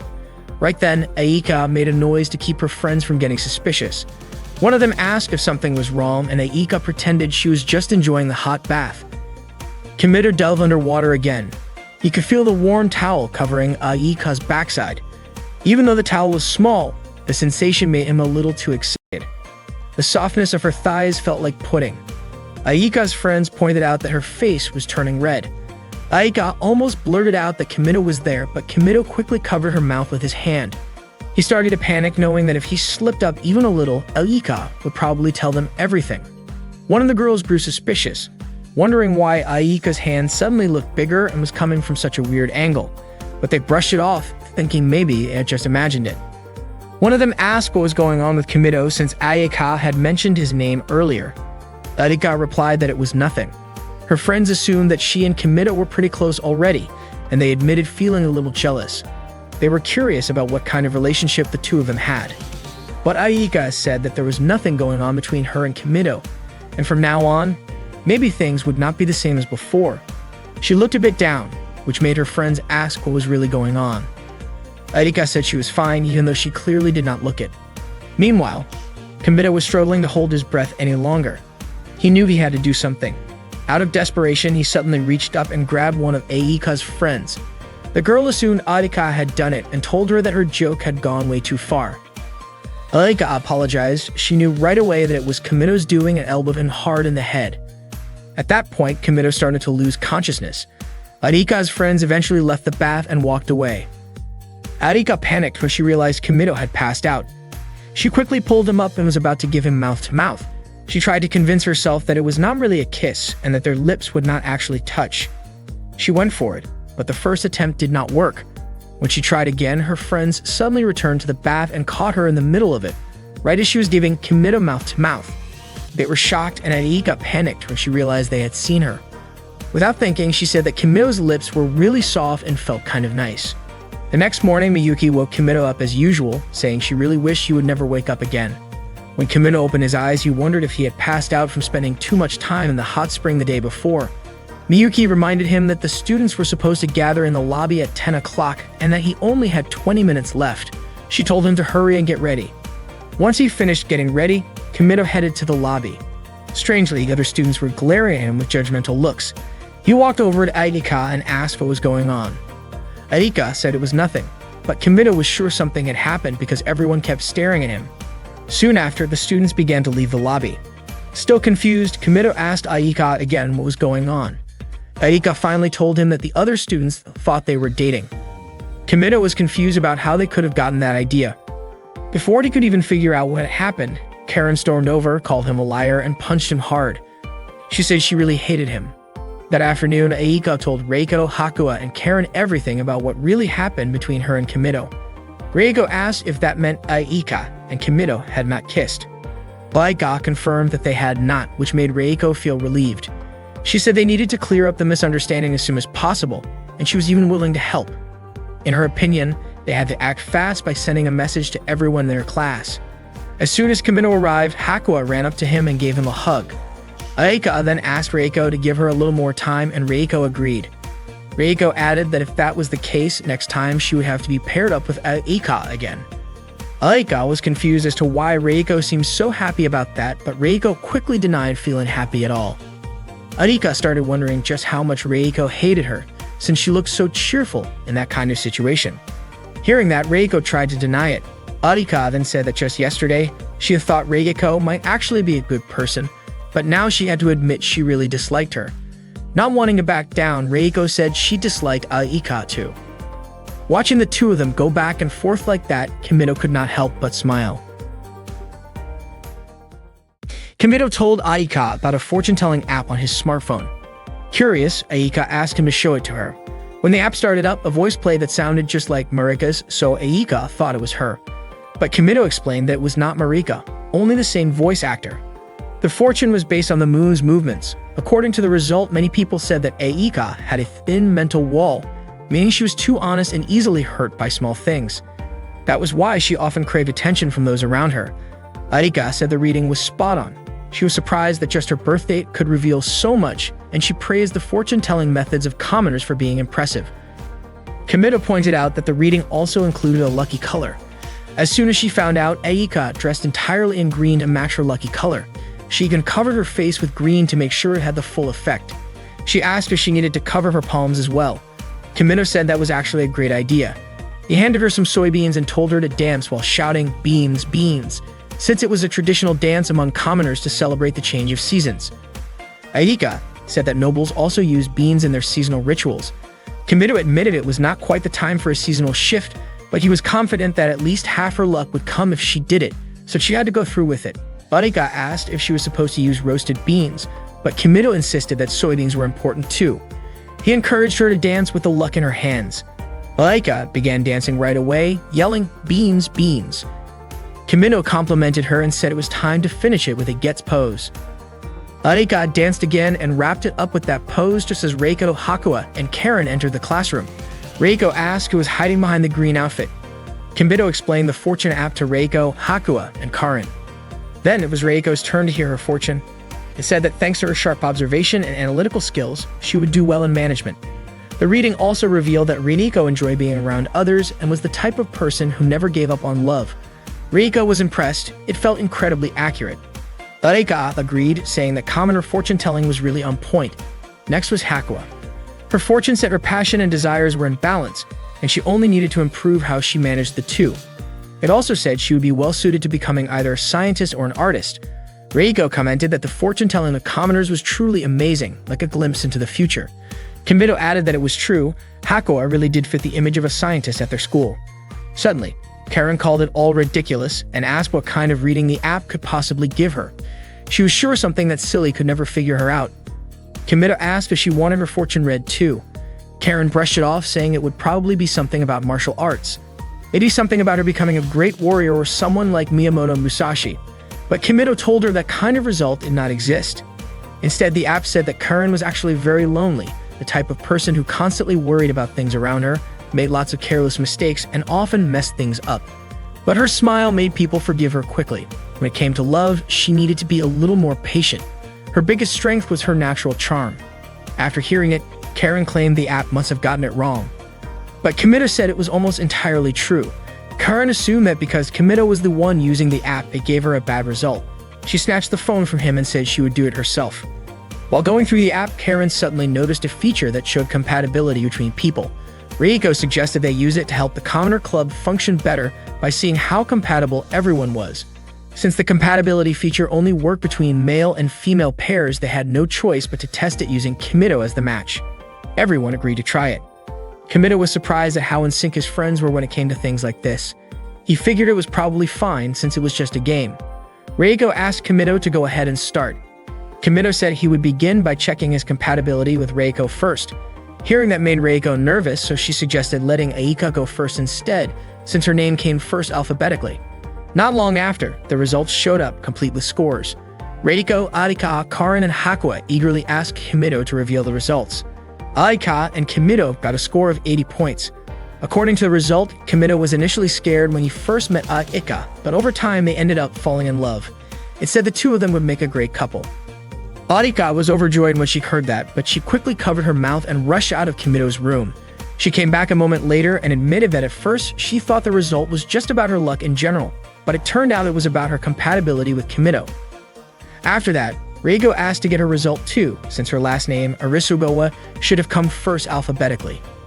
Aika said she hoped Reiko would get a good score, but she also thought it might be tough to beat an 80, especially since that was her own score. Reiko urged Kimito to hurry and show the result. To everyone's surprise, Reiko scored 90 points. The result said that Reiko and Kimito were highly compatible for marriage, and if they ended up together, Reiko would live a happy life after getting married. Reiko was thrilled. She never expected to get 90 points and be told she would make a great match for Kimito. Aika was not happy about it. She was convinced something must have gone wrong, or maybe Kimito had entered the wrong information. Reiko said she was just grateful that both she and Aika got high scores, and honestly, she was really happy. Then she teased Aika for only getting 80 points. Next up was Hakua. Kimito was actually really curious to see how compatible he was with her. After a short wait, the score appeared. Hakua got 50 points. The result said that the score was neither good nor bad. It also mentioned that Hakua tended to misunderstand things easily, so a relationship with her would take more effort and understanding. The result made things a little awkward between Kimito and his friends. To ease the mood, Kimito reminded them that the compatibility test was just a fortune-telling game, and he invited everyone to have some tea together. Reiko asked Hakuya if she needed her to bring some new snacks, and Aika immediately offered to go get them. Kimido was surprised because he had assumed the result would not affect Hakuya at all. He then asked Karen if she wanted to try the compatibility test too. Karen said it would not be fair if she were the only one who did not do it, but Kimido told her that if she did not want to, she should not feel pressured. Not long after, Karen and Kimido's compatibility score came out 0 points. According to the result, if Karen and Kimido ended up together, Kimido would die. Kimido was shocked, and Karen was so upset that she actually pulled out her katana and pointed it at him. Kimido admitted that the result might be spot on, judging by how Karen was reacting. Karen said she did not care. She thought their compatibility did not need a test to prove it. She already knew it would be terrible. Kimido apologized and realized he had accidentally entered the wrong birth date for Karen. He quickly corrected it and re-entered the information. This time, the score came out as 100 points. The results said that Karen and Kimido were a destined and perfect couple. It claimed they were a pair who could understand each other's mind and body on a deep level. The suggestion from the result was that starting tomorrow, Karen should begin launching an aggressive romantic approach and use all her special skills on Kimido to make him hers. Karen didn't expect that the compatibility result would score 100 points. Kimido told Karen not to think too much about it, as it was just a regular fortune-telling. Aika and Reiko agreed that the fortune was likely inaccurate and that they shouldn't really believe it. Kimido was surprised because just a moment ago, Aika and Reiko had fully believed in the results. Aika quickly grabbed the smartphone and put her data along with Kimido's and searched for their compatibility results since the previous fortune didn't align with what she wanted. Reiko didn't want to be left out, so she did the same. Not long after, Aika showed her fortune with Kimido, which said that they would ideally connect without having to say a word, while Reiko and Kimido's fortune stated that everything depended on Reiko, which Aika thought was very accurate. Reiko also showed her result with Kimido, which indicated that they were the chosen couple destined for a happy marriage. Reiko mentioned that Aika and Kimido's compatibility was due to Aika's slow way of thinking, which stressed Kimido out. They continued to argue about whose fortune was more accurate, and Karen quickly intervened. Karen said Aika and Reiko didn't need to argue, as it was very embarrassing, especially since they were debating about which fortune was the most correct. According to Karen, the true fortune usually came from the moon, with the fortune teller dressed like a sailor. However, Aika and Reiko disagreed, saying that Pantanology Hainwell was the only reliable fortune. At that moment, Kimido and Hakuya could only watch them argue. Hakuya told Kimido that she was hungry and wanted him to make her some potato cakes or hotcakes. Kimido agreed to make them and invited Hakuya to join him in the kitchen to make food together. The next morning, Miyuki woke Kimido up as usual, saying she hoped Kimido would never wake up. Kimido felt trapped in this endless loop every morning. He asked why Miyuki always acted like that, watching and waiting for him to wake up. Miyuki replied with a question, asking if there was a rule that made her have to answer Kimido's question. Kimido said that there wasn't such a rule. Miyuki explained that she was a maid assigned to Kimido, and waking him up was part of her job. She also admitted that she didn't actually want to work for Kimido, but as the head maid, if she couldn't fulfill her duties, it would make her regret it, so she had to keep watching Kimido and wait for him to wake up. Even just watching Kimido became part of her job. Miyuki even threatened Kimido with scissors when he said something she considered sexual harassment. Kimido got scared and asked Miyuki to put the scissors away. He told her that she didn't need to wake him up anymore since he had an alarm on his phone. Miyuki, however, wanted to destroy Kimido's phone, considering it an enemy of her job. She warned that if Kimido kept insisting, she would get serious and even wear roller skates every morning to wake him up with a triple axel. Kimido thought that would look weird, but Miyuki said that if that's what Kimido wanted, she would wake him up the usual way. Miyuki quickly left, telling Kimido to hurry up and change his clothes. After changing, Kimido watched a match between muscular men until Karen approached him. Kimido asked what was going on with Karen, and it turned out that Karen had remembered a suggestion from the fortune that said she should start making aggressive moves and use all her special abilities on Kimido to make him hers. Karen immediately showed Kimido her swordsmanship skills. She told him that her special ability was using a katana and asked if it was impressive. Kimido, frightened, quickly responded that it was indeed impressive. Kimido was puzzled as to why Karen suddenly decided to use her special ability. Karen noticed that Kimido's sleeve was torn and asked how that happened. Kimido explained that it was Karen's doing, and Karen promised to fix it right away. She pulled Kimido into her room because she didn't have any sewing tools. Upon arriving in Karen's room, Kimido commented that it was very simple. According to Karen, those who choose the path of the sword don't need unnecessary decorations, as simplicity and steadfastness are her motto. She asked Kimido to sit down and immediately prepare tea for him. Kimito was surprised to see a picture of a rabbit on the cup, while Karen quickly grabbed her sewing tools. When Karen opened the closet, Kimito was taken aback to find more items with rabbit designs inside. After taking her sewing tools, Karen asked Kimito to turn around. At that moment, Kimito thought Karen was undressed behind him, but she was actually wearing clothes she had bought when they went to the public park. When Kimito turned around, he was struck by how stunning Karen looked in those clothes. He told her that they suited her perfectly, just as he had said before. Karen told him not to misunderstand just because the outfit was simple, but Kimito insisted that it suited her and made her look beautiful. Karen mentioned that she would probably continue wearing it, but not for Kimito. Karen then began sewing the sleeve of Kimito's shirt, and Kimito watched her, which made Karen wonder what he was thinking. Kimito said he was just thinking that Karen could make an ideal wife. Upon hearing this, Karen became nervous and even pulled at the shirt she was sewing. After finishing, Kimito praised Karen's sewing, saying it was so well done it was hard to tell it had been repaired. Karen replied that this was her best skill right after her swordsmanship. Kimito praised her, saying that even his mother couldn't sew as well. Karen asked if that meant Kimito was indirectly inviting her to meet his parents.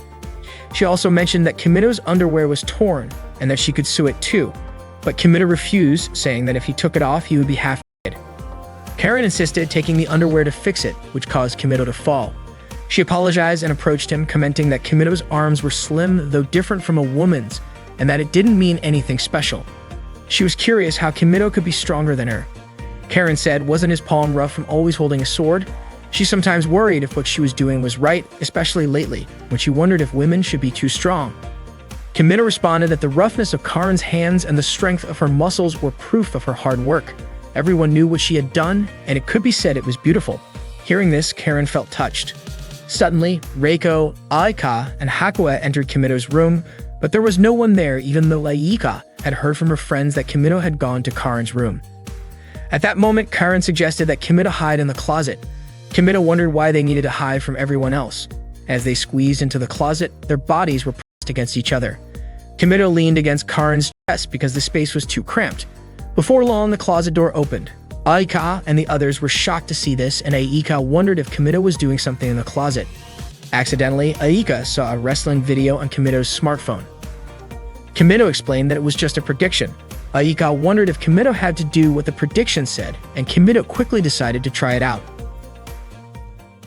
Hakuya remembered the result of the fortune-telling that said her compatibility with Kimito was 50, which wasn't particularly good or bad.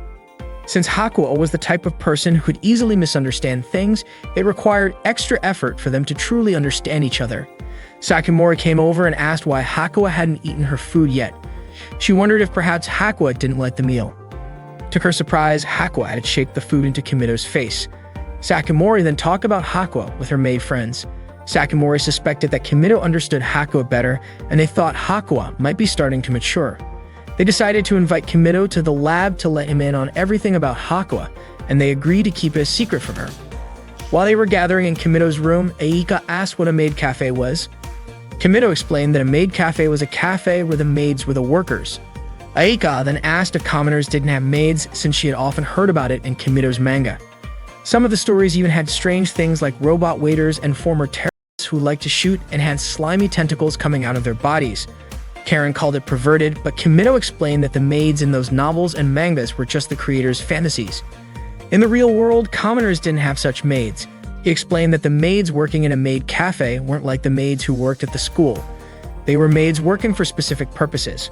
For commoners, maids were figures who were idolized, as they were considered out of reach and even treated like idols or special beings. Reiko asked if Kimito felt the same way. Kimito said that since coming to Seikain and seeing so many maids working so diligently every morning, he couldn't help but feel moved. Reiko then asked if Kimito liked maids, and Kimito didn't deny it. If that was the case, Reiko wanted them all to learn about the maids of commoners at a maid cafe. They all agreed, and Reiko said she would make a reservation. Later, Reiko, Aika, Karen, and Hakuya wore maid outfits to welcome Kimito. Reiko greeted Kimito and said she never expected to be a maid serving him. She first asked how many people Kimito was ordering for, and Kimito said just for one. Reiko then led Kimito to his table, handed him a menu, and told him to choose his order. Once he made up his mind, he could call her again. Aika quickly corrected Reiko's phrasing, saying it sounded odd to ask how many people Kimito was ordering for, especially the line about calling her once his order was decided. Kimito explained that it was just an act. Reiko suggested that maybe Aika had her own way of thinking, so they didn't have to hesitate about asking Aika to leave.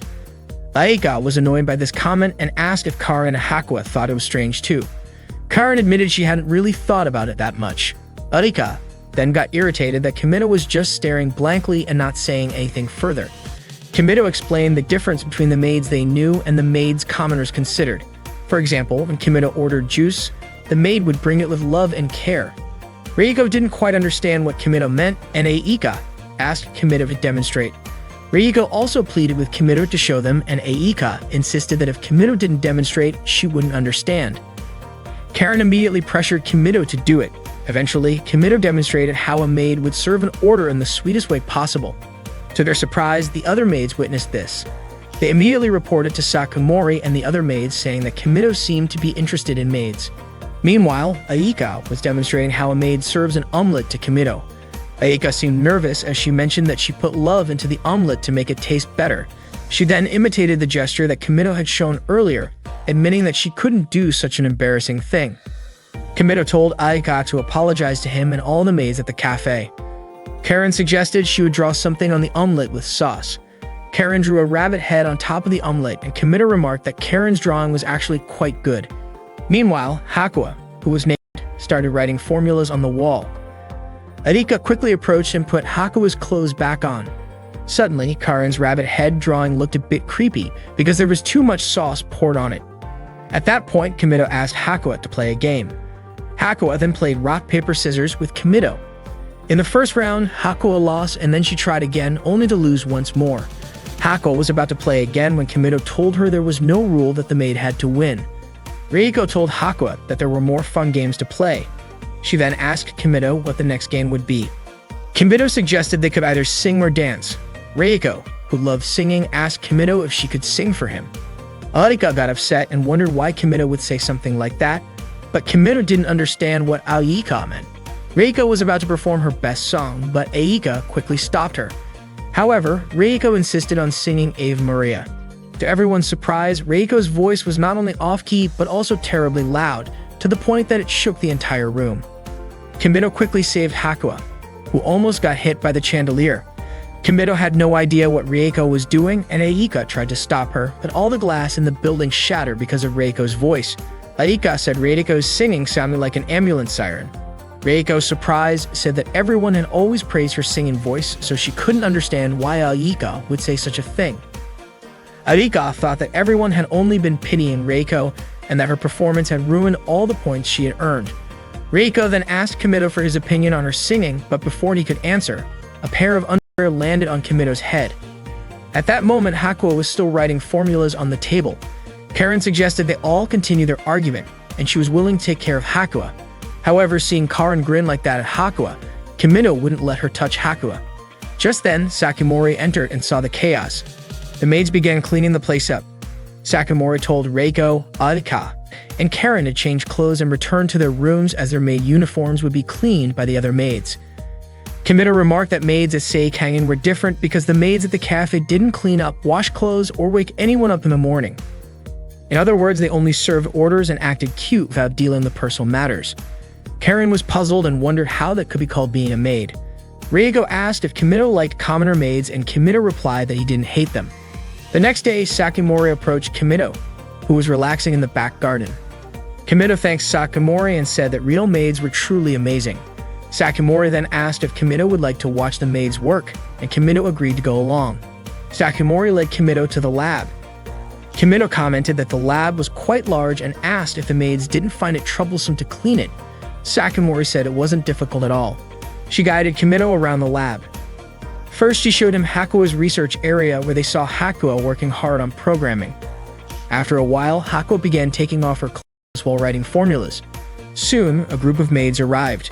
They were Hakua's employees who would record her notes and tidy things up. Once Hakua finished writing, the maids recorded her notes. Sakamori immediately told the maids that Kimito was there, and they were surprised, quickly putting Hakua's clothes back on. Hakua quickly approached Kimito and Sakamori. Kimito praised Hakua for being so capable and even said that she was pretty cool. Sakamori asked Hakua to take Kimito on a tour. Kimito mentioned that he was actually interested in seeing the maids, and Hakua immediately took his hand. which moved the maids deeply.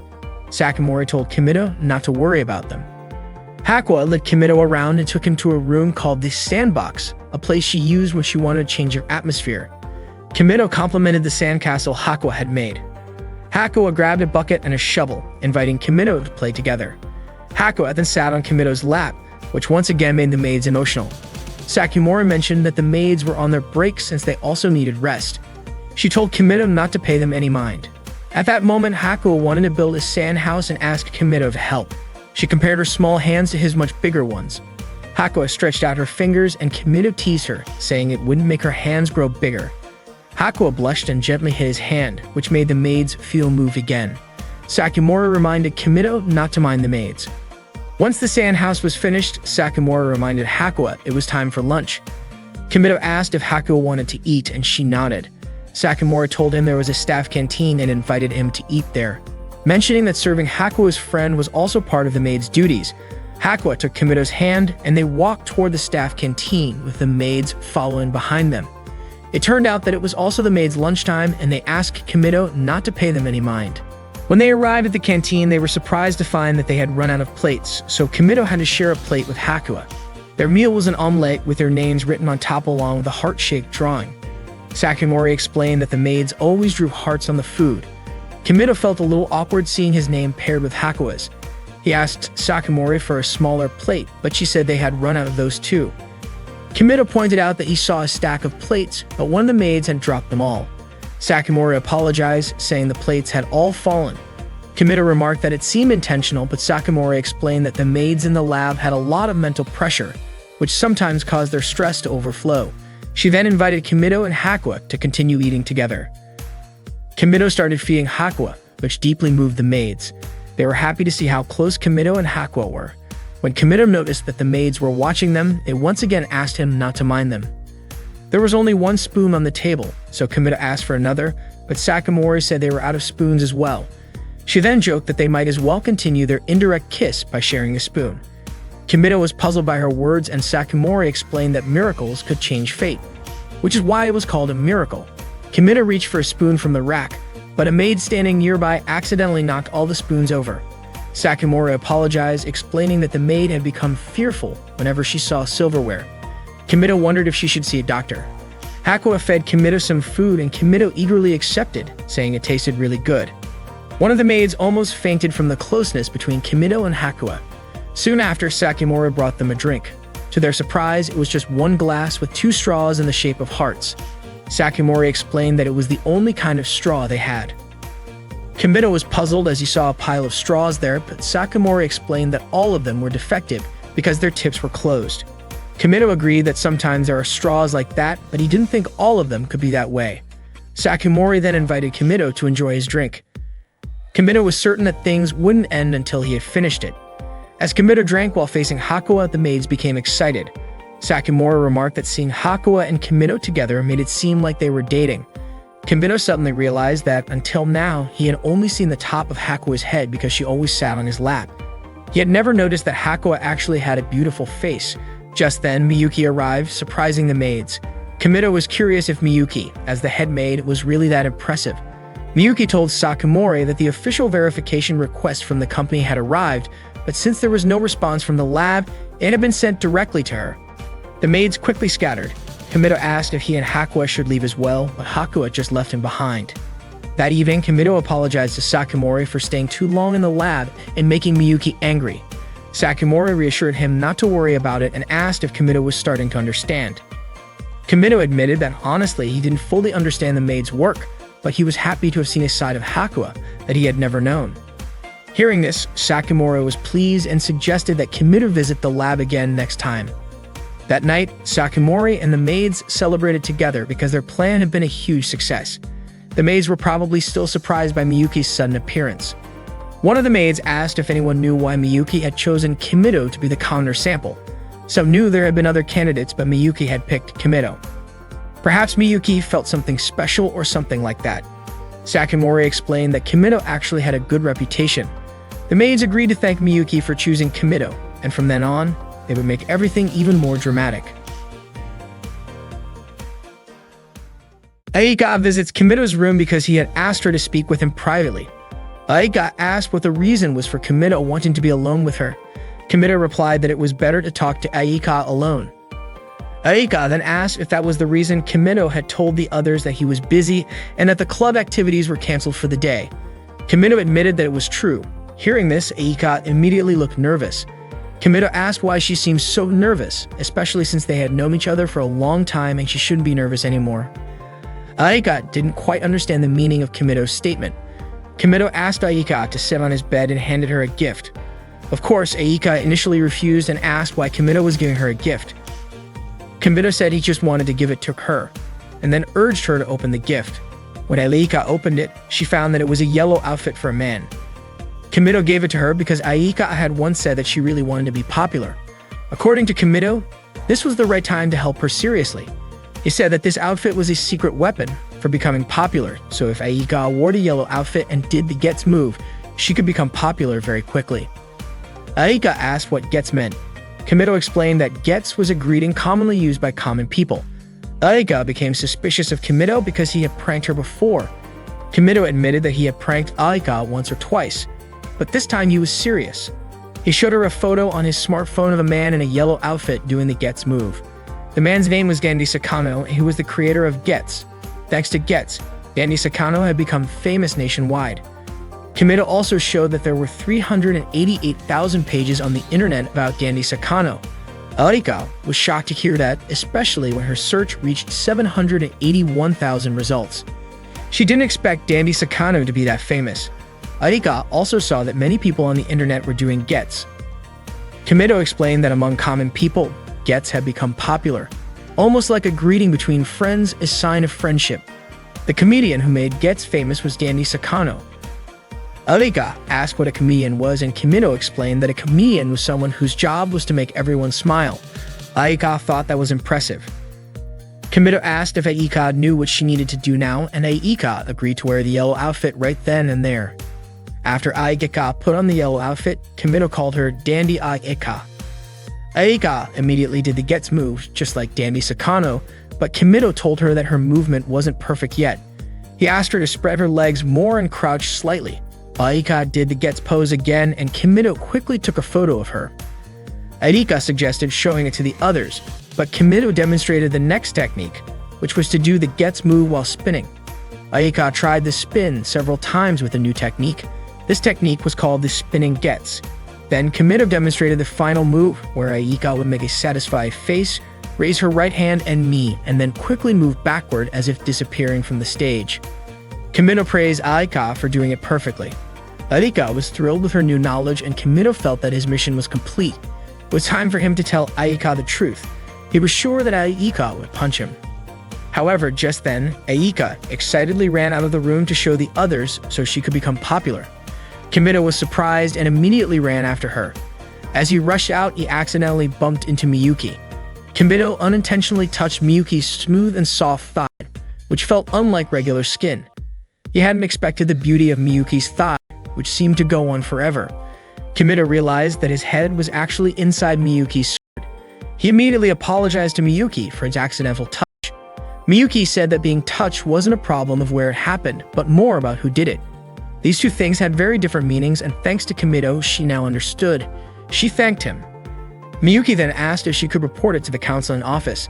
Kimito tried to apologize again, but he suddenly remembered Aika and rushed to catch up with her.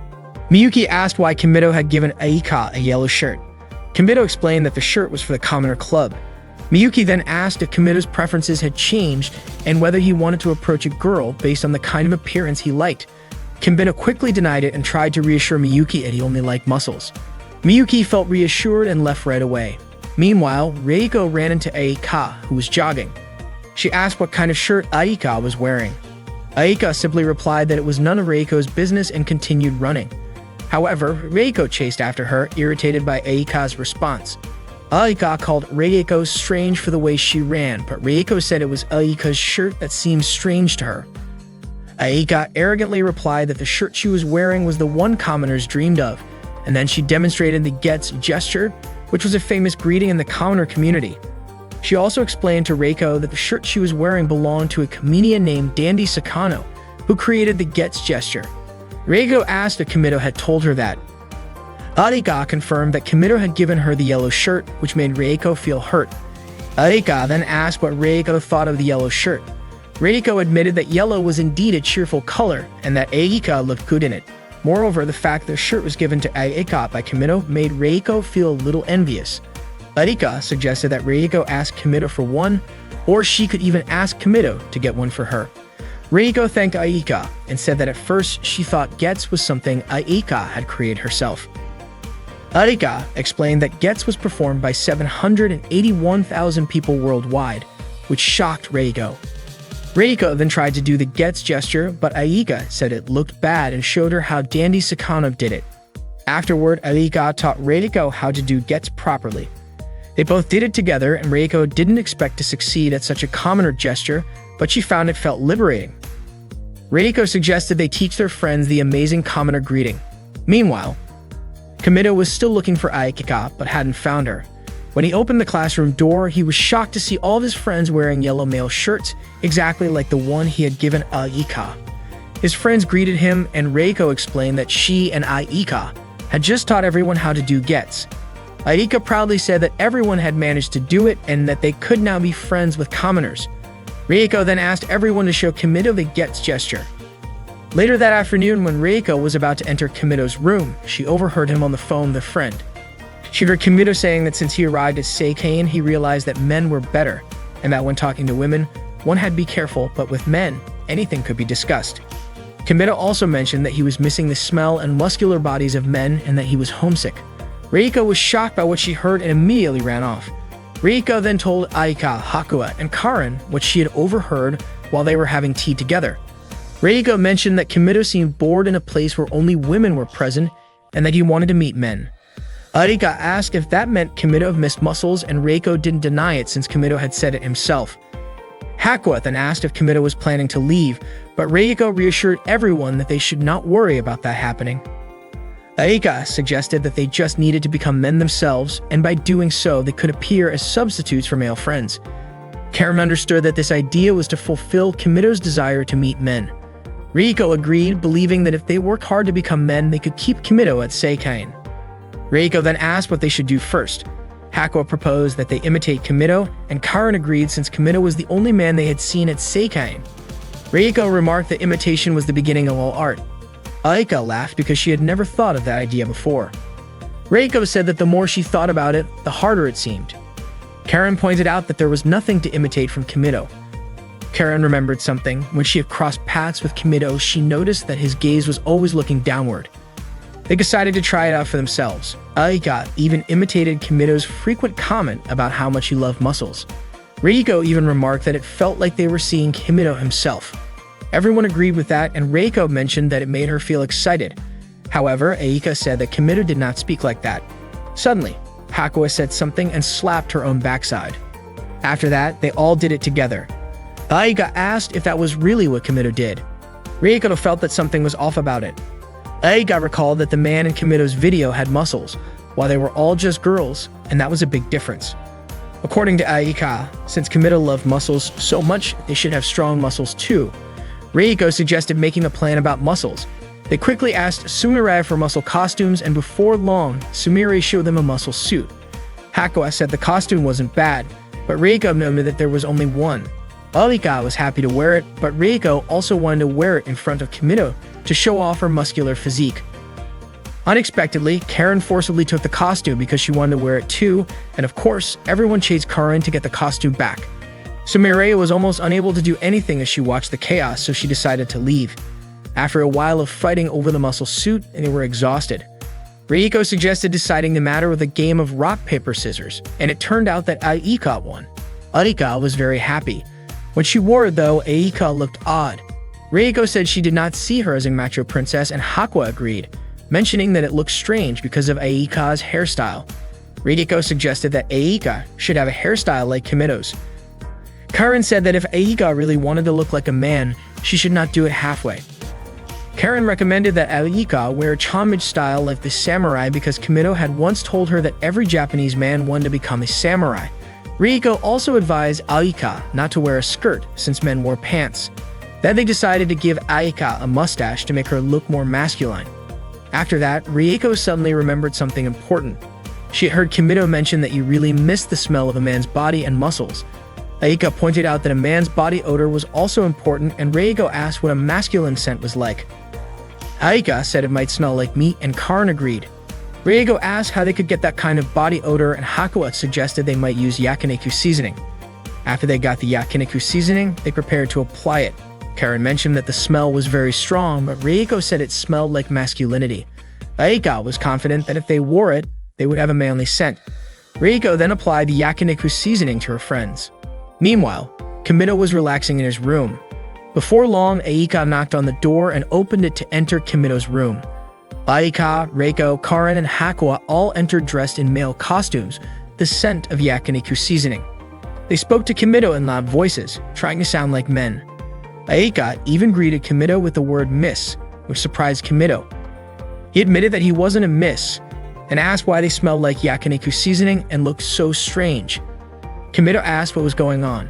Aika explained that they had done all this because Kimido was going to leave. Kimido was surprised by this. Aika reminded him that he had said he no longer liked Seikei in school and would leave. Rieko also mentioned that Kimido was probably bored since there were only girls at the school. Because of that, they were willing to take the place of the boys. Kimido told them that their outfits were strange, but he thanked them and assured them not to worry, as he would stay at Seikei. Upon hearing this, they were all happy and relieved. That afternoon, Kimido was walking back to his classroom. Along the way, he passed by a few students and smiled at them. When he arrived, he found Reiko already there, and he asked why she was in the classroom. Reiko said that their class was running low on chalk. Kimido then asked if it was her turn for classroom duties that day. She explained that it was just something she wanted to do, so the teachers would feel comfortable while teaching. Reiko turned the question around and asked why Kimido had come to the classroom. He said that he had forgotten to bring his pencil case. Reiko was a bit surprised since Kimido was usually very disciplined. Just then, a strong breeze blew through the open windows, causing the curtains to flutter. It revealed a beautiful view of the late afternoon sky. Kimido mentioned how clean the air was in that area. Reiko asked if the sky Kimido was used to seeing did not look like that. Kimido said that the sky in his city was not as beautiful as the one at Seikei Academy. Still, even after hearing that, Reiko said she really wanted to see it someday. As the wind blew again, Kimido looked at Reiko, which made her feel shy. She quickly pulled the curtain shut. Reiko said that seeing the sky in Kimido's city felt impossible for her. Kimido told her that if she ever needed help, he would do whatever he could. Reiko smiled and said that in return, she would teach Kimido everything she knew about flower arranging, since he had scored low in that class. She wanted the lessons to be just the two of them, without the others around. Kimido said that would be a big help, and he agreed to it.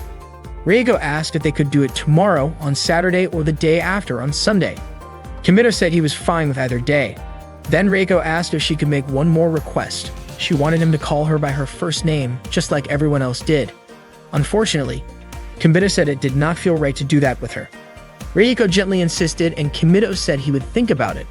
The next day during the Commoner Club meeting, Aika asked what they were going to do that day. Kimido turned to Reiko and asked if there was anything she wanted to do. Instead of answering directly, Reiko reminded him about the promise they made the day before. Aika immediately became curious about what kind of promise that was. Reiko said it was a secret, which clearly annoyed Aika. Karin admitted that she was not that interested in knowing, but as a fellow club member, she would appreciate even a small piece of information. In her opinion, when it came to information warfare, even a little could be the difference between winning and losing. Still, Reiko insisted that it was a secret between her and Kimido. Aika pressed her again, trying to get her to spill the secret. Not long after, Sumire showed up and told Reiko that her mother, Hoko, and her older brother, Misaomi, had come to visit. They were waiting for her in the principal's office. Reiko was surprised by how sudden it was and asked Sumire if she had known about it beforehand, but she had not. Reiko said goodbye to the others and left to meet her mother and brother. Suddenly, Miyuki added that Kimido had also been asked to come along.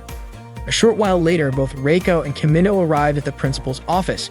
Reiko greeted her mother warmly. It had been a long time since they had last seen each other, and she was genuinely happy. Hoko asked how Reiko had been doing. Reiko said that everyone was taking good care of her. Hakuo then turned to Kimido and said she had been curious ever since she heard about the commoner sample and wanted to know what kind of person he was. Masaomi, on the other hand, looked unsure. He questioned whether it was really a good idea to allow a boy at Seikain Academy. He was seriously worried something might happen to Reiko. Siguri tried to calm him down, telling him not to worry so much. Still, Masaomi asked Reiko directly if she was really okay and if anyone had touched her. Reiko told him that everyone had treated her kindly. Hearing that, Masaomi finally seemed relieved. But Kimido got the feeling that Masaomi's expression was saying something else, something like, "My little sister is the cutest girl in the world." Sure enough, not long after, Masaomi said something very similar out loud. Suddenly, Masaomi told Kimido to stay away from Reiko. Reiko got upset because her older brother had spoken rudely to Kimido, and she told him to apologize. She even said that if Masaomi did not apologize to Kimido, she would not speak to him at all. Miyuki tried to reassure Masaomi, saying there was no way Kimido would ever do anything that could threaten Reiko or anyone else. Masaomi was confused about why Miyuki would say something like that. According to her, Kimido was not like other guys because he was only interested in well-sculpted male muscles. Masaomi was shocked to hear that, especially since Kimido immediately walked up to him and complimented his build. Masaomi quickly pushed Kimido's hand away and said that letting Reiko get close to someone as indecent as Kimido was not good for her studies. He admitted that he had a big problem with it. At that moment, Hakuo stepped in and scolded Masaomi for causing trouble for others. She told him to sit down and calm himself. Then out of the blue, Hakuo said that Reiko's marriage had already been arranged. Reiko was going to marry Mr. Satoshi from the Konoe family. The family meeting would take place the following Monday, so Reiko would be sent home with her mother that day. Hakuo said she had received the proposal after the New Year's party. The Konoe family, just like theirs, came from the Goseng bloodline. Satoshi had graduated with honors from Stanford's graduate business program. Reiko was stunned when she heard that and looked at Kimido. Hakuo said she was glad she had gotten to meet Kimido that day. After that, Kimido left the principal's office. Apparently, Seikain Academy used to be a place where people came to find future wives. Parents who had sons would come to the school and watch the students. If they spotted a girl they thought was a good fit, they would visit her family and ask for an engagement. Once things were decided, the girl would leave the school and stay at home until graduation, so she could focus on the engagement process. Kimido asked if that kind of thing was normal. According to Ayaka, it was not common anymore, but for a family like the Arisugawas, it was still possible. Then Ayaka asked why Kimido was thinking so hard about it. He wanted to know if Ayaka, Kari, and Hakuo thought it was really okay. Because to him, it felt wrong making a decision without involving the person it was about, suddenly showing up to say everything had been decided and telling them to pack up and go home the next day. It just felt wrong, like everyone was ignoring Reiko's own feelings. Ayaka, Hakuo, and Karen agreed. Kimido asked if Ayaka or Karen were in Reiko's shoes, would they be okay with being forced into a marriage like that? Ayaka wondered if Kimido was thinking about canceling Reiko's engagement, but Kimido said it was not about canceling it. He just felt like Reiko did not actually want to go through with it. Karen asked how he knew that. Kimido said he did not know for sure. He just had a feeling. Then Ayaka asked what he planned to do. Kimido decided they should go talk to Masaomi. He told the others that Masaomi was Reiko's older brother. Suddenly, Masaomi asked Kimido to take out his phone because he wanted to give him his email. But when Kimido pulled out his phone, Masaomi got mad and demanded to know why it was not a Galapagos-style phone. Right then, Hakuo called out to Masaomi, saying it was time to leave. Masaomi grumbled that it was pointless, said a few annoyed words to Kimido, and quickly left to catch up with his mother. Kimido was still confused about what Masaomi's deal was. Kimido and the others headed back to his room to continue their Commoner Club activities. Ayaka asked what they should do for the next meeting. Kimido said it was usually Reiko who decided that kind of thing. That was when they started to feel how much they missed her.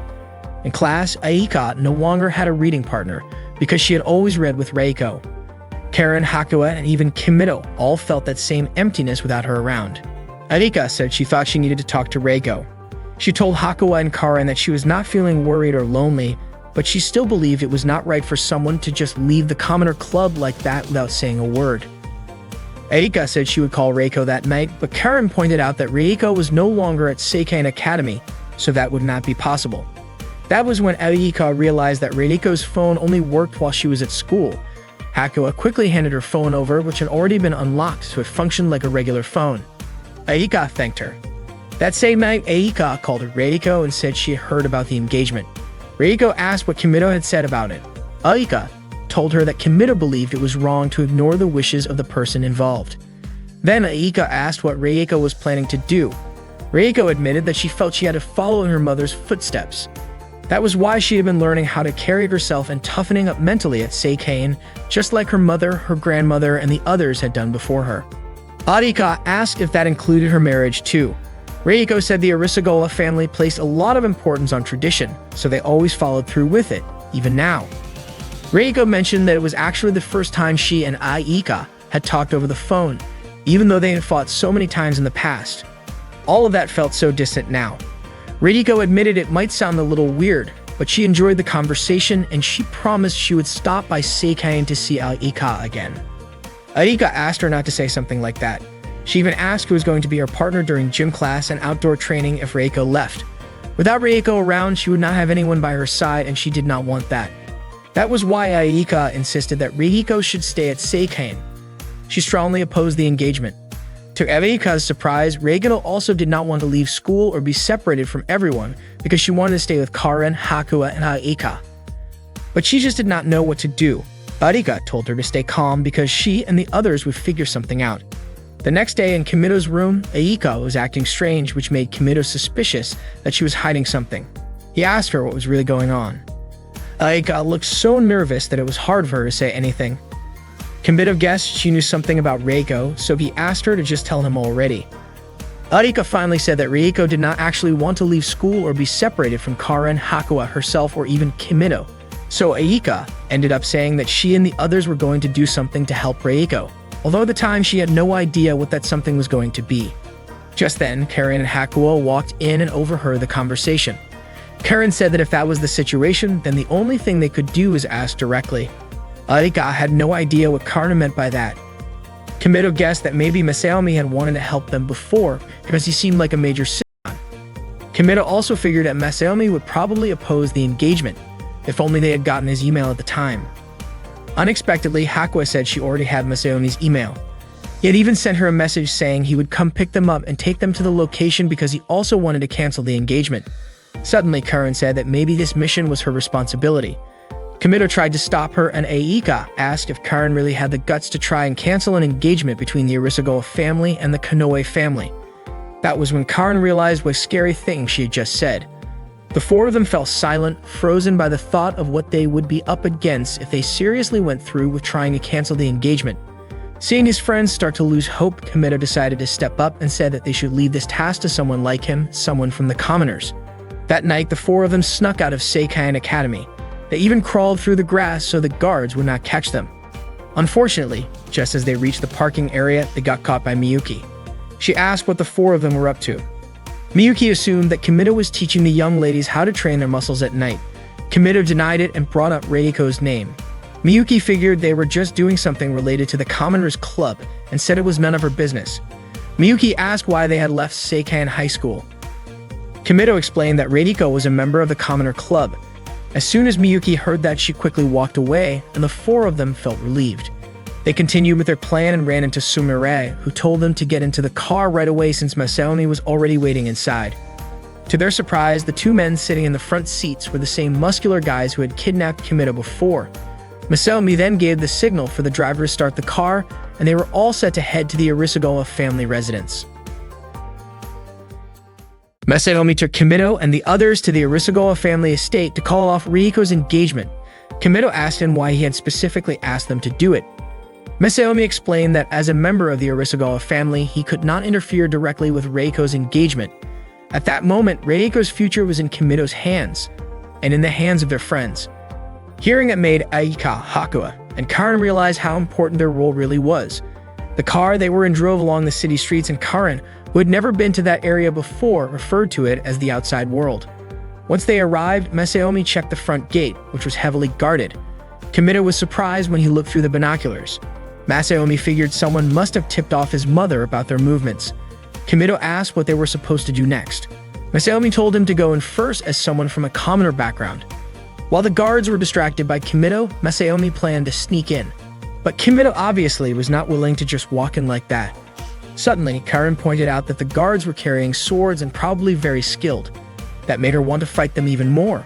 She wanted to test her strength against other sword fighters. Besides, they could not help Reiko unless they got past those guards. Karen volunteered to take them on. She ran straight toward the guards and demanded a fair fight. She slammed her sword into the ground and used her final sword technique. The ground split open and debris rained down on the guards.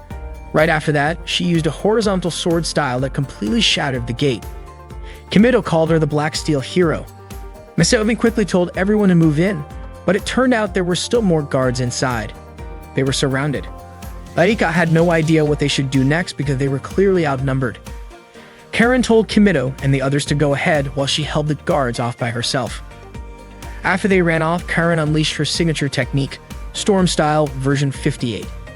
In an instant, the guards' clothes were completely torn apart, leaving them unable to fight. Kimito and the others ran inside. Just then, Masaomi was stopped by Takemiya. He told Masaomi to let his younger sister go through with the engagement, even if it was hard for him. Masaomi firmly refused and tried to land a punch, but Takemiya managed to block his attack. He accepted the challenge and agreed to fight Masaomi. Masaomi told Kimito and the others to go on ahead, while he stayed behind to fight Takemiya. Kimito kicked down a door and they went in. Hakua quickly started giving directions. After the stairs, they needed to turn right, following the GPS on her smartphone. Not long after that, drones started attacking them. Aika grabbed a nearby vase, smashed it, and threw one of the shards at the leading drone. The hit was dead on. All the drones went down in a chain reaction. Kimito praised her drone fighting skills, and Aika casually said that throwing things was her specialty. They kept moving. Hakua took off running, and Kimito and Aika followed her. To their surprise, all the corridor doors started closing automatically. Hakua rushed for the control room. Aika almost got caught by one of the doors, and Hakua nearly tripped, but Kimito caught her just in time and kept running with her. Aika asked if Hakua was okay, and Hakua said she was fine. As they reached the control room, the door was about to shut. It looked like Hakua would not make it in time, but a group of muscular men held the door open. Hakua ran inside and shut down the system. Not long after, all the automatic doors opened back up. Aika told Kimito and Hakua to keep going with the mission. The next room was guarded by a giant robot. Kimito could hardly believe how extreme the Arisugawa family's security was. The robot almost stomped on them, but Karen showed up just in time to save them. The giant robot attacked again, and Karen showed off her sword techniques to Kimito, starting with her finishing move, followed by a storm of slashes and ending with a horizontal strike she called her ultimate sword technique, the Infinite Onslaught. To everyone's surprise, not only did that technique strip the robot, but also accidentally stripped Karen herself. Kimito quickly threw his clothes to Karen and then ran off with Aika and Hakua. Meanwhile, Masaomi and Takemiya were still fighting. Takemiya did not expect that Masaomi had become this strong. The two of them continued to fight with everything they had. At that moment, Kimito was riding a drone that Hakua had hacked. Hakua adjusted its speed so Kimito could get to the matchmaking room faster. His arrival in the room surprised everyone there. Hoko said he was Reiko's classmate, then asked if he was that desperate to see Reiko that he had come all the way to that place. Hoko explained that they were in the middle of an important meeting and would make time for him afterward. Kimito gathered his courage and said he did not agree with Reiko's arranged marriage because he believed Reiko did not want it. Hoko replied that her daughter never said she was against it. As a daughter of the Arisugawa family, Reiko understood how important the marriage was. But Kimito was sure that was not what Reiko truly wanted. He believed Reiko was only going along with it because of her family's rules. After hearing that, Hoko asked whether it was not better to prioritize family over oneself. For them, that was normal, even a duty. Reiko already knew her responsibilities and what was expected of her. Hoko said that a commoner like Kimito would never understand the life of nobles like the Arisugawa family. Kimito admitted that he truly did not understand. Even though he had been at Seikain for over a month, he still did not get the students there. Their worlds were completely different. Even what they ate was not the same. And even if Kimito tried to explain what life was like for commoners, the nobles still would not get it. Their perspectives were just too different. Even after all this, they probably still would not understand each other. But Kimito and all the members of the Commoner Club had become friends. Kimito's friends were surprised when they heard that. He also said that being together at the Commoner Club was always a good time, and of course it hurt when they were separated from Reiko. Reiko was moved by Kimito's words. Hako responded that even though Kimito had explained all of that, Reiko had already agreed to the decision. But Aika stepped forward and said Reiko was absolutely not okay with it. Aika used to think it was important not to be disliked by others or to be seen as a bother.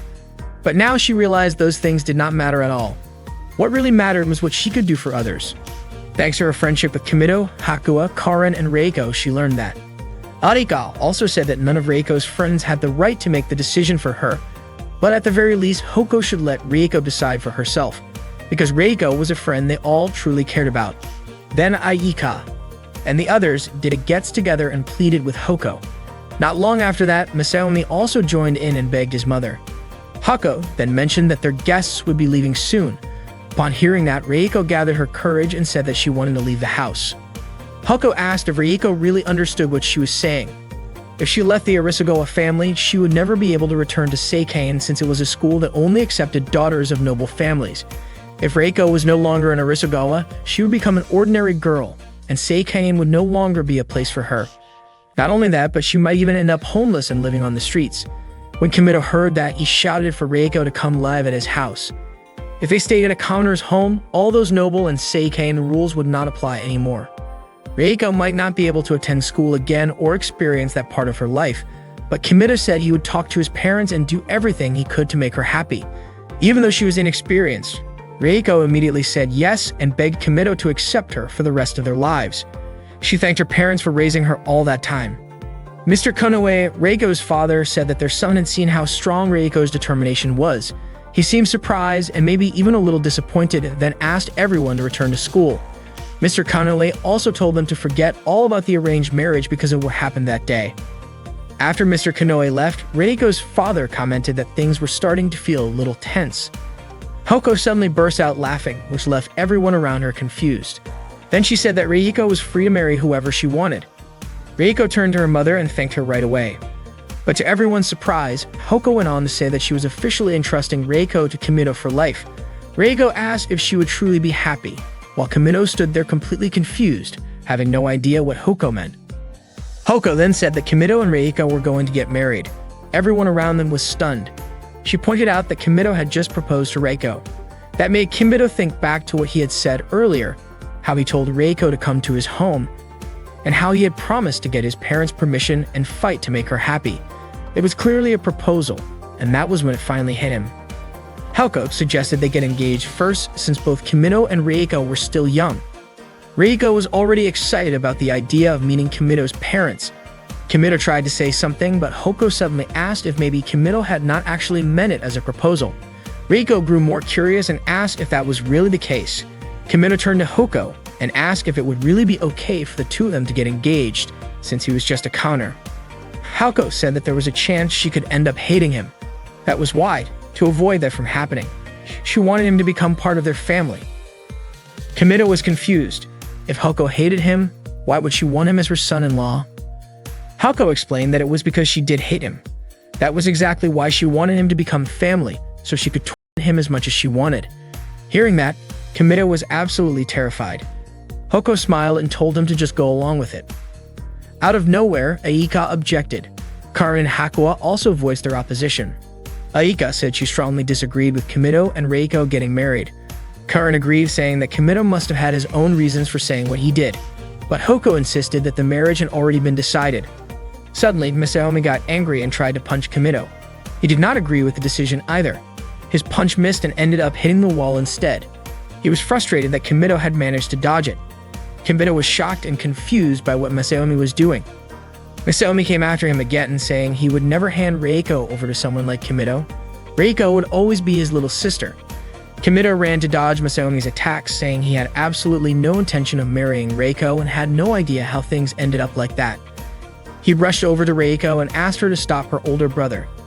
At that moment, Reiko was flipping through a magazine about 100 best wedding ideas, feeling surprised that commoners had such impressive magazines. Aika was confused about why Reiko was even reading something like that. Carmen thought it was unfair to her and everyone else. Aika quickly snatched the magazine away, wondering why Reiko would read it when she had just said she did not want to be apart from Aika. Reiko explained that sometimes she wanted to be in a couple too. Aika clearly had no interest in being paired with Reiko. Meanwhile, Masaomi was still chasing Kimito, determined to beat him up. Kimito shouted that he might actually die at the hands of a scum like Masaomi and begged him to stop chasing him. The next day in his room, Kimito apologized to Reiko. He admitted that what he said had definitely sounded ambiguous. Reiko realized that she had jumped to conclusions and felt incredibly embarrassed, asking Kimito not to think about it anymore. Even though it had all been a misunderstanding, Kimito still apologized. Reiko asked him to call her by her real name, but Kimito thought it felt a little too familiar. Reiko said she did not mind at all. Suddenly, Aika, Karan, and Hakuya came into the room. Aika asked why Kimito and Reiko were alone in there together. Then she invited everyone to start the Commoner Club meeting. Hakuya casually sat down on Kimito's lap. Reiko brought up the idea that if she really ran away from home, would Kimito actually take her to live at his place? Kimito said he would. After hearing that, Reiko said she kind of felt like running away now. Arika refused to accept that, but Reiko told her it was none of her business. Arika insisted that of course it was her business and even blamed Reiko for all the chaos. Reiko was not okay with being accused like that. The two of them kept arguing while Hakuya, completely ignoring the situation, took off her underwear and started writing down equations. At that point, the Commoner Club activities were definitely starting to overwhelm Kimito.